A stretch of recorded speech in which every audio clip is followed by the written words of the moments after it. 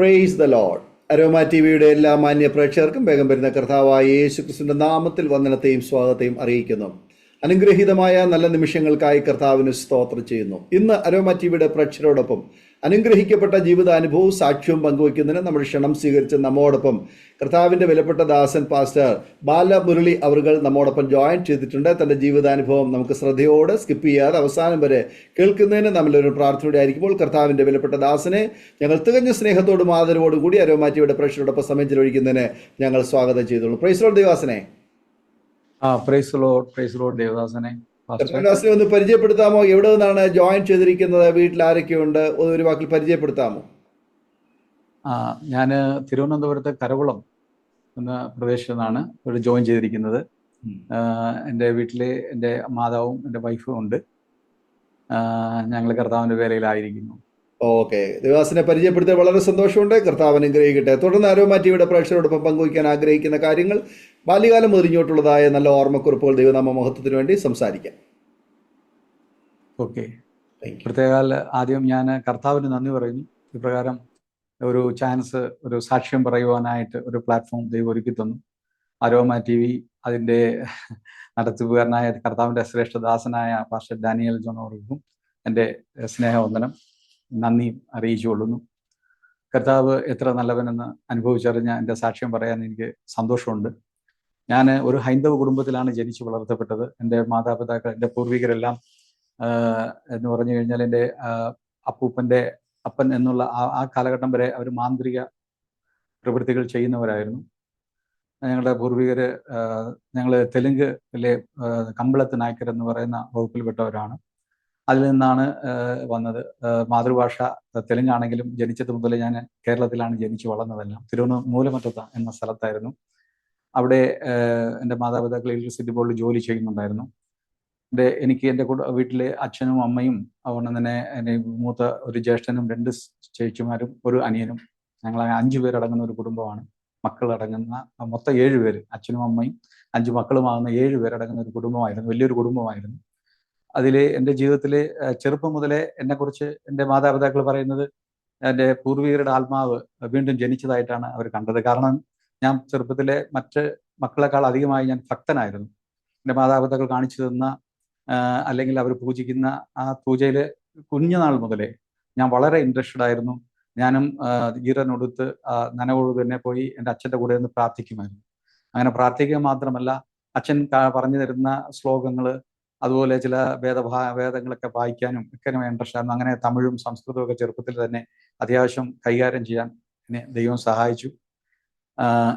അങ്ങനെ ഞാൻ വളർന്നു വരുമ്പോൾ തന്നെ എൻ്റെ സ്വഭാവത്തിലും അവരൊത്തിരി പൂർവികരുടെ സാദൃശ്യം പറയുവാനിടയായി. എൻ്റെ അപ്പൂപ്പനാണ് അവസാനത്തെ മന്ത്രവാദി.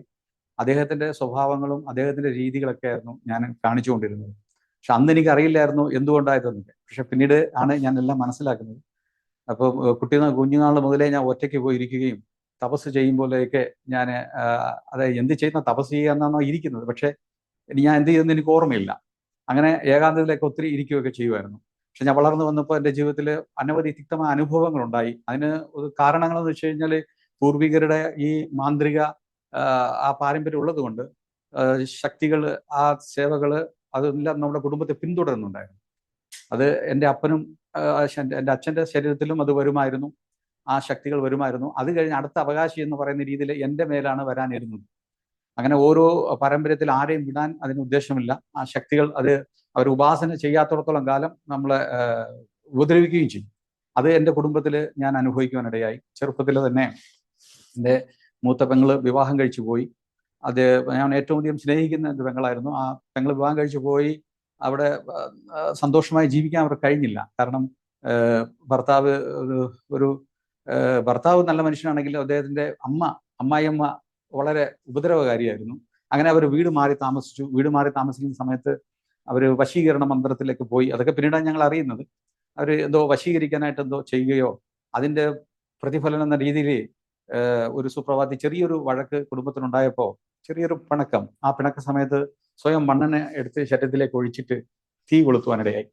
എൻ്റെ പെങ്ങള് അങ്ങനെ വളരെ സീരിയസ് ആയിട്ട് മെഡിക്കൽ കോളേജിൽ കിടക്കുന്നതായിട്ട് അറിവ് കിട്ടി. ആ സമയത്ത് ഞാൻ ഇവിടെ പ്രീ ഡിഗ്രിക്ക് തിരുവനന്തപുരത്ത് പഠിക്കുകയായിരുന്നു. ഇടയ്ക്ക് അവധിക്ക് പോയ സമയത്താണ് ഇത് സംഭവം കേട്ടത്. അത് തിരിച്ച് ഞങ്ങളുടെ നാട്ടിൽ നിന്ന് അവിടെ എല്ലാവരും വണ്ടി പിടിച്ച് മെഡിക്കൽ കോളേജിലേക്ക് പോകാനിടയായി.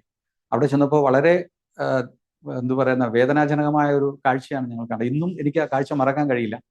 അവിടെ പൊള്ളലേറ്റ് കിടക്കുന്ന വാർഡിലേക്ക് ഞങ്ങളെ നയിക്കുവാനിടയായി. അവിടെ ചെന്നപ്പോൾ എൻ്റെ പെങ്ങളുടെ മുഖം മാത്രം കാണാനുണ്ട്. ബാക്കി ശരീരം മൊത്തം, ദേഹം മൊത്തം പൊള്ളി, ശരീരത്തിലെ കവർ ചെയ്ത് തുണി ഇട്ടിരിക്കുന്നതായിട്ട് കണ്ടു. ആ മുഖത്ത് പോലും പൊള്ളലേറ്റിട്ട് ഈ സ്കിന്നൊക്കെ എങ്ങനെ ഉരിഞ്ഞു മുകളിൽ വന്നിരുന്നു. അതൊക്കെ കണ്ട വളരെ വേദന ഉണ്ടാക്കുന്ന ഒരു അനുഭവമായിരുന്നു. പക്ഷേ അത്രയും വേദനക്കിടയിലും പെങ്ങൾ ഞങ്ങളെ കണ്ടപ്പോൾ പുഞ്ചിരിച്ചു. അതാണ് ഞങ്ങളുടെ മനസ്സിനെ ഏറ്റവും കൂടുതൽ സ്ട്രൈക്ക് ചെയ്യുന്നത്. വേദനക്കിടയിൽ ഞങ്ങളെ തൻ്റെ പ്രിയപ്പെട്ടവരെ കാണുമ്പോൾ ചിരിക്കുന്ന ചിരി, ആ പുഞ്ചിരി വളരെ മനസ്സിനെ സ്പർശിക്കുന്നതായിരുന്നു. അതെല്ലാം ഞാൻ ആ കുഞ്ഞുനാളിൽ തന്നെ എനിക്ക് വളരെ ദുഃഖം തന്നു. പിന്നെ 3 ദിവസം എൻ്റെ പെങ്ങൾ വളരെ വേദനയിലൂടെ കടന്നുപോയി. ഒരു 3-ാം ദിവസം, ഒരു വെള്ളിയാഴ്ച ദിവസം രാവിലെ സമയം അമ്മ തൊട്ടടുത്ത് ഇരിപ്പുണ്ടായിരുന്നു ബെഡിൻ്റെ അടുത്ത്. പെട്ടെന്ന് പെങ്ങള് ബോധം നഷ്ടപ്പെട്ടതിന് ശേഷം സ്വരം മാറി സംസാരിക്കാൻ തുടങ്ങി. പെങ്ങൾ പറഞ്ഞത് ഇപ്രകാരമാണെന്നാണ് അമ്മ പറഞ്ഞത്: ഞാൻ വന്നിട്ട് 6 മാസമായി, എനിക്കിനി ഇവിടെ നിൽക്കാൻ പറ്റില്ല, ഞാൻ പോകുന്നു എന്ന് പറഞ്ഞ് ഒരു ആത്മാവ് പോയി. ആ ദുരാത്മാവ് പോയതിനു ശേഷം വേറൊരു ദുരാത്മാവ് വന്നു. അത് എൻ്റെ കുഞ്ഞ് കരയുകയാണ്. ഇത് ഓരോ മരിച്ചുപോയവരുടെ പേരിലാണ് ഈ ആത്മാക്കൾ വരുന്നത്. എൻ്റെ കുഞ്ഞ് കരയുകയാണ്, എനിക്കിവിടെ നിൽക്കാൻ കഴിയില്ല, ഞാനും പോകുന്നു എന്നും പറഞ്ഞ് ആ ആത്മാവ് പോയതിനു ശേഷം പെങ്ങൾക്ക് സുബോധം വന്നു. സുബോധം വന്നതിന് ശേഷം പെങ്ങൾ സത്യം പറഞ്ഞു: അമ്മ, ഞാനൊരു സ്വപ്നം കാണും പോലെയാണ് തോന്നിയത്. ഞാൻ സ്വപ്നമാണ് കണ്ടത്, പക്ഷേ യഥാർത്ഥത്തിൽ നടന്നു എന്ന് പിന്നീടാണ് ഞാൻ അറിയുന്നത്. ശരീരത്തിൽ പൊള്ളലേറ്റ് ചെറിയ ചൂട് അനുഭവിച്ചപ്പോഴാണ് ബോധം വന്നത്. അപ്പൊ തീർച്ചയായിട്ടും പൂർണ്ണമായി ബോധത്തെ നഷ്ടപ്പെടുത്തിയിട്ടാണ് ഈ ആത്മാക്കൾ അവരെ കൊണ്ട്, എൻ്റെ പെങ്ങളെ കൊണ്ട് ഇത് ചെയ്യിച്ചത് എന്ന് എനിക്ക് മനസ്സിലാവാനിടയായി. ഇതെല്ലാം പറഞ്ഞൊരു 5 മിനിറ്റ് ജീവനോടെ ഇരുന്നു.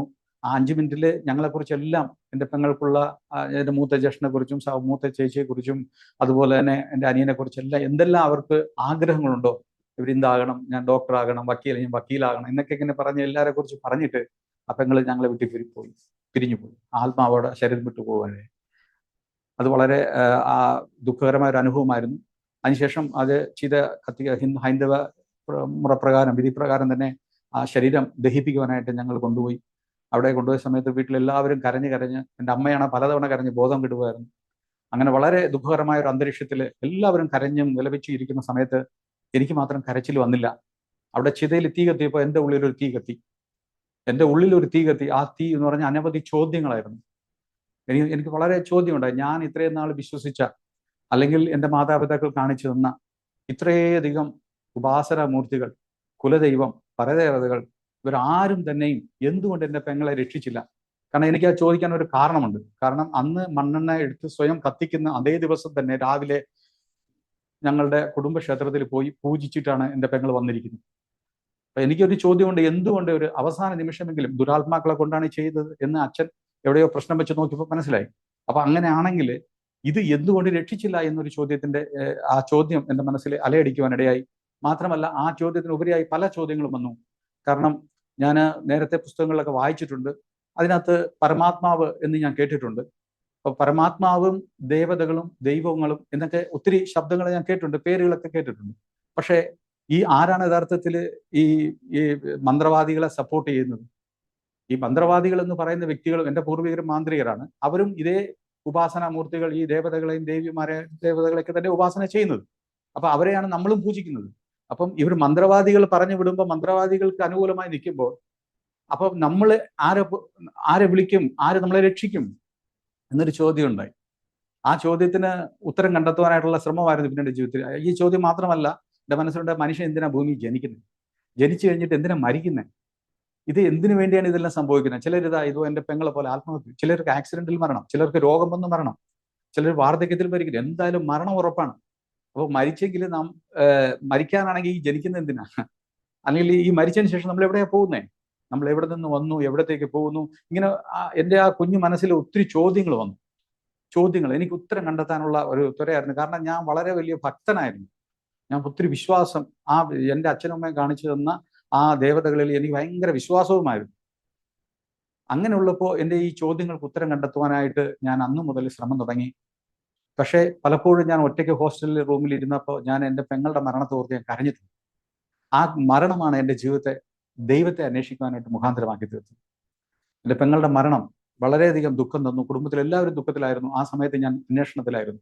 വീട്ടിലുള്ള സകല പുസ്തകങ്ങൾ വായിക്കാൻ തുടങ്ങി. വീട്ടിലെ ശ്രീമദ് ഭഗവത്ഗീത, മഹാഭാരതം, രാമായണം, സ്കന്ദപുരാണം, വിഷ്ണുപുരാണം, ശിവപുരാണം, ഇങ്ങനെയുള്ള പുരാണങ്ങൾ ഉണ്ടായിരുന്നു. അതുപോലെ ചില ഹസ്തരേഖാശാസ്ത്രം, പല്ലിശാസ്ത്രം, വാനശാസ്ത്രം, ഇങ്ങനെയുള്ള ശാസ്ത്ര പുസ്തകങ്ങൾ ഒന്നുപോലും വിടാതെ എൻ്റെ പഠനത്തിൽ ഞാൻ പുറകെ പോയാലും ഈ വായനയിൽ ഞാൻ മുന്നോട്ട് വന്നു. അങ്ങനെ ആ പഠിച്ച് വന്ന സമയത്ത് സംസ്കൃതവും എനിക്ക് നല്ല വശമായി. ദൈവം എനിക്ക് സംസ്കൃതം പഠിക്കാനും ഒക്കെ ഒരു ഇത് ഉണ്ടായി. കാരണം പുസ്തകങ്ങൾ മിക്കതും സംസ്കൃതവും ഹിന്ദി ട്രാൻസ്ലേഷനും തമിഴ് ട്രാൻസ്ലേഷനും ഒക്കെ ആയിരുന്നു. തമിഴ് ഞാൻ പഠിക്കുവാനിടയായി. അങ്ങനെ ഭാഷകൾ എനിക്ക് ദൈവം വശത്താക്കി തന്നു. അത് ദൈവമാണ് ഈ സഹായിക്കുന്നത് എനിക്ക് അന്ന് അറിഞ്ഞുകൂടായിരുന്നു. അന്ന് ഞാനിങ്ങനെ അന്വേഷിക്കുകയാണ്. എൻ്റെ അന്വേഷണം അങ്ങനെ മുന്നോട്ട് പോയിക്കൊണ്ടേയിരുന്നു. മുന്നോട്ട് പോകുമ്പോൾ ഞാൻ ഒരു കാര്യം എനിക്ക് മനസ്സിലായി. ഇവിടെ ഈ ലോകത്തിൽ മനുഷ്യൻ ജനിക്കുന്നത് മോക്ഷം പ്രാപിക്കാനാണ് എന്നുള്ള സത്യം ഞാൻ ഹൈന്ദവ പുസ്തകങ്ങളിൽ നിന്ന് മനസ്സിലാക്കി. പക്ഷെ മോക്ഷം എന്നുള്ളത് ഇമ്പോസിബിൾ എന്നുള്ള ഒരു സത്യം കൂടി ഞാൻ മനസ്സിലാക്കുവാനിടയായി. അതിലായി ഞാൻ ഗീത, ശ്രീമദ് ഭഗവത്ഗീതയിൽ ഒരേ ഒരു ശ്ലോകമാണ്. മറ്റുള്ള അനവധി 18 യോഗങ്ങളുണ്ടെങ്കിലും ഈ 18 കർമ്മസന്യാസ യോഗം, ജ്ഞാനയോഗം, ഭക്തിയോഗം, എല്ലാ യോഗങ്ങളും ഉണ്ട്. ഈ യോഗങ്ങളുടെ ഇടയിൽ 11ാമത്തെ യോഗത്തിൽ ആ 53ാമത്തെ ശ്ലോകം എന്നെ വളരെയധികം സ്പർശിച്ചു. കാരണം ഞാൻ ഇത്രയും യോഗങ്ങൾ പഠിച്ച് എടുത്താലും ഈ ഒന്നിനും പ്രയോജനമില്ല എന്നൊരു വാക്കാണ് അവിടെ ഞാൻ കാണുവാനിടയത്. ആ ശ്ലോകം ഇപ്രകാരമാണ്: ന യോഗേന ന സംഗേന ന യജ്ഞാസാഖ്യ ഏവം വിദ്യോ ദ്രസ്താവൻ അസി മമയഥ. നീ ദാനധർമ്മം ചെയ്താലും സന്യാസം ചെയ്താലും അതുപോലെ തന്നെ തപസ്യ ചെയ്താലും എന്ത് തന്നെ ചെയ്താലും എന്നെ നിനക്ക് കാണാൻ കഴിയില്ല, ഇതെല്ലാം വ്യർത്ഥം എന്നുള്ള രീതിയിലാണ് ആ ശ്ലോകം പറയുന്നത്. അപ്പൊ ഈ പറയുന്ന ബാക്കി യോഗങ്ങളിലെല്ലാം ഈ കാര്യങ്ങളാണ് പറയുന്നത്. എങ്ങനെ സന്യസിക്കാം, എങ്ങനെ ദാനധർമ്മം ചെയ്യാം, എങ്ങനെയുള്ള കാര്യങ്ങളാണ് പറയുന്നത്. പക്ഷെ ഇതെല്ലാം ഒരു പ്രയോജനമില്ല എന്നുള്ള ഒരു അവസ്ഥയിൽ അത് ആ ശ്ലോകം വായിച്ചപ്പോൾ ഞാൻ ആ പുസ്തകം മാറ്റിവെച്ചു. പിന്നെ മറ്റുള്ള പുസ്തകങ്ങളൊക്കെ വായിച്ചപ്പോൾ ചരിത്ര വീരപുരുഷന്മാരുടെ വീരകഥകളൊക്കെയാണ് കേട്ടത്. പക്ഷെ അതിലൊക്കെ എനിക്ക് അപ്പം യഥാർത്ഥത്തിൽ ദൈവത്തെ കണ്ടെത്താൻ കഴിഞ്ഞില്ല. കാരണമുണ്ട്, എനിക്ക് ഒരു ശ്ലോകം എൻ്റെ മനസ്സിൽ കിടപ്പുണ്ടായിരുന്നു. എവിടെയോ വായിച്ചതാണ്. ആ ശ്ലോകം ഋഗ്വേദത്തിലെ ശ്ലോകമാണ്. ആ ശ്ലോകം ഈ ഋഗ്വേദത്തിലെ യോഗശിഖോ ഉപനിഷത്ത് എന്ന് പറയുന്ന ആ യോഗശിഖോപനിഷത്തിലെ ഉപനിഷത്തിലെ 1ാമത്തെ ഭാഗം 11ാമത്തെ ശ്ലോകമാണ്. 11ാമത്തെ മന്ത്രം എന്ന് പറയാൻ.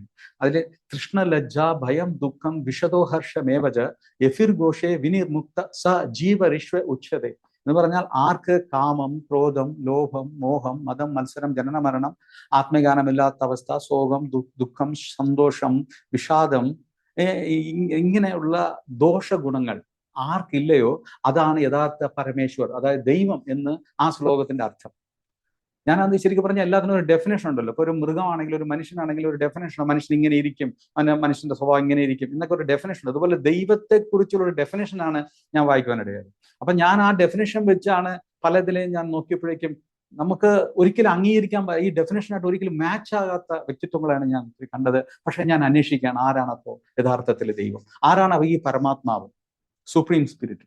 ഇങ്ങനെ എൻ്റെ അന്വേഷണം കൂടി നടന്നുകൊണ്ടിരിക്കുകയായിരുന്നു.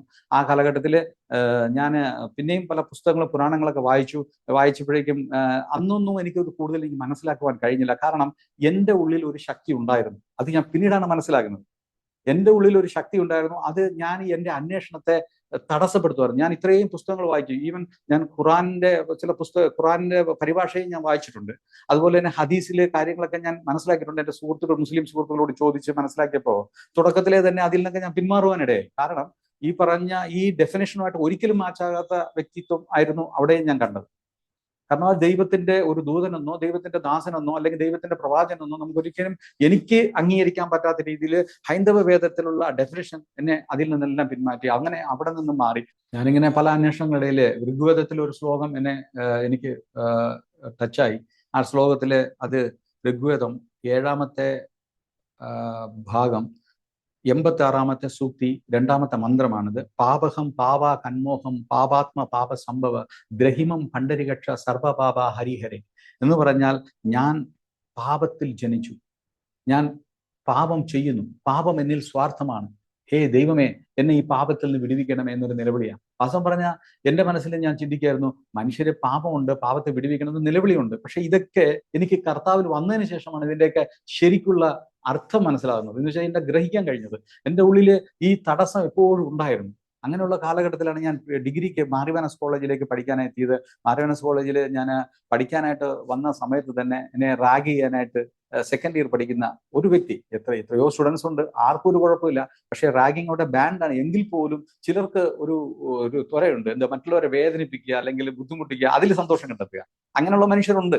അപ്പൊ ഞാൻ അങ്ങനെ ഒരു വ്യക്തിയെ കണ്ടു. അയാള് എന്നോട് നിരന്തരം എന്നെ ഓരോ രീതിയിൽ ഭീഷണിപ്പെടുത്താൻ തുടങ്ങി. Second year. അപ്പൊ ഞാൻ പറഞ്ഞു, നിങ്ങളുടെ റാഗിങ് കൂടെ ബാൻഡ് ആണല്ലോ, നിങ്ങൾ എന്നെ റാഗിങ്ങേണ്ട ഒരു കാര്യമില്ല, അതിന്റെ ആവശ്യമില്ലല്ലോ. അപ്പൊ അയാൾക്ക് ഇല്ല, ഞാൻ പറഞ്ഞ പോലെ നീ ചെയ്യണം എന്ന് പറയുമ്പോൾ അന്ന് മുതൽ ഞാൻ തർക്കമായി. അപ്പോൾ എന്നെ അദ്ദേഹത്തിന് അടിക്കണം എന്നുള്ളൊരു ഭയങ്കരമായ ആഗ്രഹം, ഭയങ്കര കൊതി, അടിച്ചേ പറ്റും. അപ്പൊ ഞാൻ പറഞ്ഞു, എന്നെ അടിച്ചാൽ ഞാൻ തീർച്ചയായും പ്രതികരിക്കും. എന്റെ കയ്യിൽ ഒരു കത്തി വരണം. അന്ന് മുതൽ ഞാൻ കോളേജിൽ പോയിക്കൊണ്ടിരുന്നു, ആരും അറിയുന്നില്ല. അത്രത്തോളം എനിക്ക് ഒരു തെറ്റിനെ ഞാൻ ഒരിക്കലും അംഗീകരിക്കത്തില്ലായിരുന്നു. അങ്ങനെ ഒരു ക്യാരക്ടറായിരുന്നു എനിക്ക്. അപ്പൊ കത്തി കൊണ്ട് നടക്കും. അപ്പൊ അവൻ പറഞ്ഞു, നിന്നെ അടിക്കണം. അപ്പൊ ഞാൻ തീർച്ചയായിട്ടും ഞാൻ നിന്നെ കൊന്നിരിക്കും. ആ ഒരു മനോഭാവത്തിലിരിക്കുന്ന സമയത്ത് അവന് ഭയവും ഉണ്ടായി, പക്ഷെ അവൻ എന്നെ അടിക്കുകയും വേണം. അങ്ങനെ 10 പേരെ ഒരു സെറ്റ് ചെയ്ത് എന്നെ അടിക്കാനായിട്ട്, ഹോസ്റ്റൽ മേറ്റ് ആണ്, പക്ഷേ 10 പേരെ സെറ്റ് ചെയ്തിരിക്കുന്നു എന്നുള്ള കാര്യം ഞാൻ പിന്നീട് വേറൊരു സഹോദരനിലൂടെ അറിഞ്ഞത്. ആ സുഹൃത്തിന്റെ പേര് മാത്തച്ചൻ എന്നാണ്. മാത്തച്ചൻ ആക്ച്വലി ഒരു കാത്തലിക് ബാക്ക്ഗ്രൗണ്ടിൽ നിന്ന് വന്ന സഹോദരനാണ്. അവരുടെ യൂത്ത് വിങ്ങിലെ ഒരു സഹോദരനാണ്. അപ്പൊ മാത്തച്ചൻ എൻ്റെ അടുത്ത് റൂമിൽ കടന്നു വന്നിട്ട് ഒരിക്കൽ പറഞ്ഞു, ബാലൻ, നിങ്ങളെ അടിക്കാനായിട്ട് പ്ലാൻ ഉണ്ട്, എങ്ങനെയെങ്കിലും അവർ ഉപദ്രവിച്ചേ പറ്റൂ എന്നുള്ള വാശിയോടെ ഇരിക്കുകയാണ്. അപ്പം എന്ത് ചെയ്യും? അപ്പൊ ഞാൻ പറഞ്ഞു, എന്ത് ചെയ്യാനാ, അവൻ എന്നെ അടിക്കുവാണെങ്കിൽ ഞാൻ തീർച്ചയായിട്ടും പ്രതികരിക്കും, എനിക്കും എന്റെ കഴിവനുസരിച്ച് ഞാൻ പ്രതികരിക്കും എന്നുള്ള രീതി സംസാരിച്ചപ്പോൾ മാത്തച്ചൻ പറഞ്ഞു, നമുക്ക് അങ്ങനെ ചെയ്യാതെ ഞാൻ പ്രാർത്ഥിക്കട്ടെ എന്ന് മാത്തച്ചൻ ചോദിച്ചു. ആദ്യമായിട്ട് എന്നോട് ഒരു വ്യക്തി പ്രാർത്ഥിക്കട്ടെ എന്ന് ചോദിക്കുന്നു. അപ്പൊ അത് എനിക്ക് വേണ്ടി. അപ്പൊ എനിക്കറിയാം മാത്തച്ചൻ ക്രിസ്ത്യൻ ആണെന്നും മാത്തച്ചൻ യേശുവിനെയാണ് പ്രാർത്ഥിക്കുന്നതെന്നൊക്കെ എനിക്കറിയാം. പക്ഷെ ഞാൻ യേശുവിനെ അന്ന് വരെ എല്ലാ പുസ്തകങ്ങളും വായിക്കുമെങ്കിൽ എനിക്ക് ബൈബിൾ കാണാനോ ബൈബിളെ തൊടാനോ ഒന്നും ഒരു ചാൻസ് കിട്ടിയിട്ടില്ല. പക്ഷെ എനിക്ക് അതിനോട് ഒരു ഇൻട്രസ്റ്റ് ഉണ്ടായിട്ടില്ല. ബാക്കി എല്ലാ പുസ്തകങ്ങളും ഞാൻ അന്വേഷിക്കും, പക്ഷെ ബൈബിൾ മാത്രം അന്വേഷിക്കാൻ എനിക്ക് മനസ്സ് വന്നിട്ടില്ല. പക്ഷെ അന്ന് മാത്തച്ചൻ കൊണ്ടുവന്ന് സ്നേഹത്തോടെ ഇത് ഒരു പുതിയ നിയമം കൊണ്ടുവന്ന് എന്റെ കയ്യിൽ തന്നപ്പോൾ എനിക്ക് റെസിസ്റ്റ് ചെയ്യാൻ തോന്നിയില്ല. കാരണം എന്നെ സഹായിക്കാനാണ് ഒരു വ്യക്തി വരുന്നത്. ഞാനൊരു പ്രതിസന്ധി ഘട്ടത്തിലാണ്. അപ്പൊ എന്നെ സഹായിക്കാൻ ഒരു വ്യക്തി വന്ന് സ്വമേധയാ പ്രാർത്ഥിക്കാമെന്ന് പറയുമ്പോൾ ഞാൻ അദ്ദേഹത്തെ തടയുന്നത് മനുഷ്യത്വമല്ലല്ലോ എന്ന് ഓർത്തിട്ട് ഞാൻ പറഞ്ഞു, മാത്തച്ചൻ ഇത്രയും സ്നേഹമുള്ള മനുഷ്യനല്ലേ, എന്നാൽ മാത്തച്ചൻ പ്രാർത്ഥിക്കൂ എന്ന്. മാത്തച്ചൻ അവിടെ ഒരു 5-10 മിനിറ്റ് പ്രാർത്ഥിച്ചിട്ട് പോയി. എന്ത് പ്രാർത്ഥന എനിക്ക് അറിഞ്ഞുകൂടാ. പക്ഷെ മാത്തച്ചൻ പ്രാർത്ഥിച്ച് പോയ ശേഷം 2 ആഴ്ചക്കുള്ളിൽ എന്റെ പ്രശ്നങ്ങൾ സോൾവ് ആയി.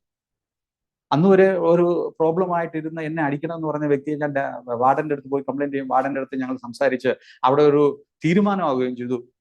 വാൺ ചെയ്ത് പറഞ്ഞു.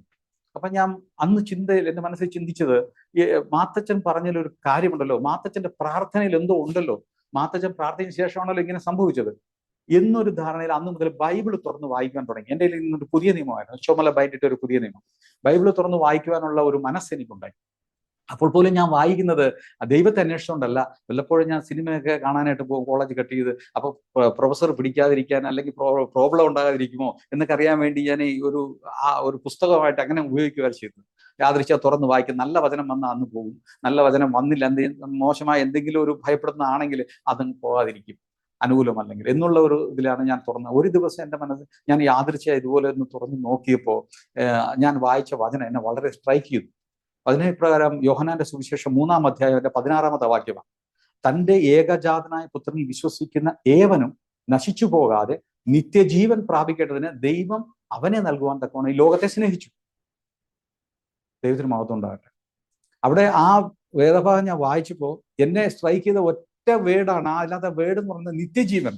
കാരണം എന്റെ അന്വേഷണം മൊത്തം അതായിരുന്നു. ഞാൻ ഹൈന്ദവ വേദങ്ങളെല്ലാം അന്വേഷിച്ചപ്പോഴും മനുഷ്യൻ ജനിക്കുന്നത് മോക്ഷപ്രാപ്തിക്ക് വേണ്ടിയാണ് എന്നാണ് ഞാൻ കണ്ടത്. പക്ഷെ മോക്ഷം എന്നുള്ളത്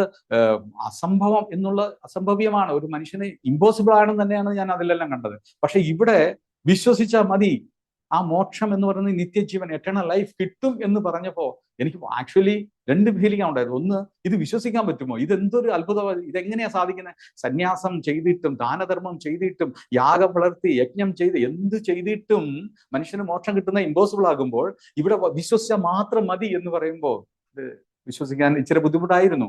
അങ്ങനെ പക്ഷെ അത് എനിക്ക് കൂടുതൽ അന്വേഷിക്കാനുള്ള മനസ്സ് തന്നു.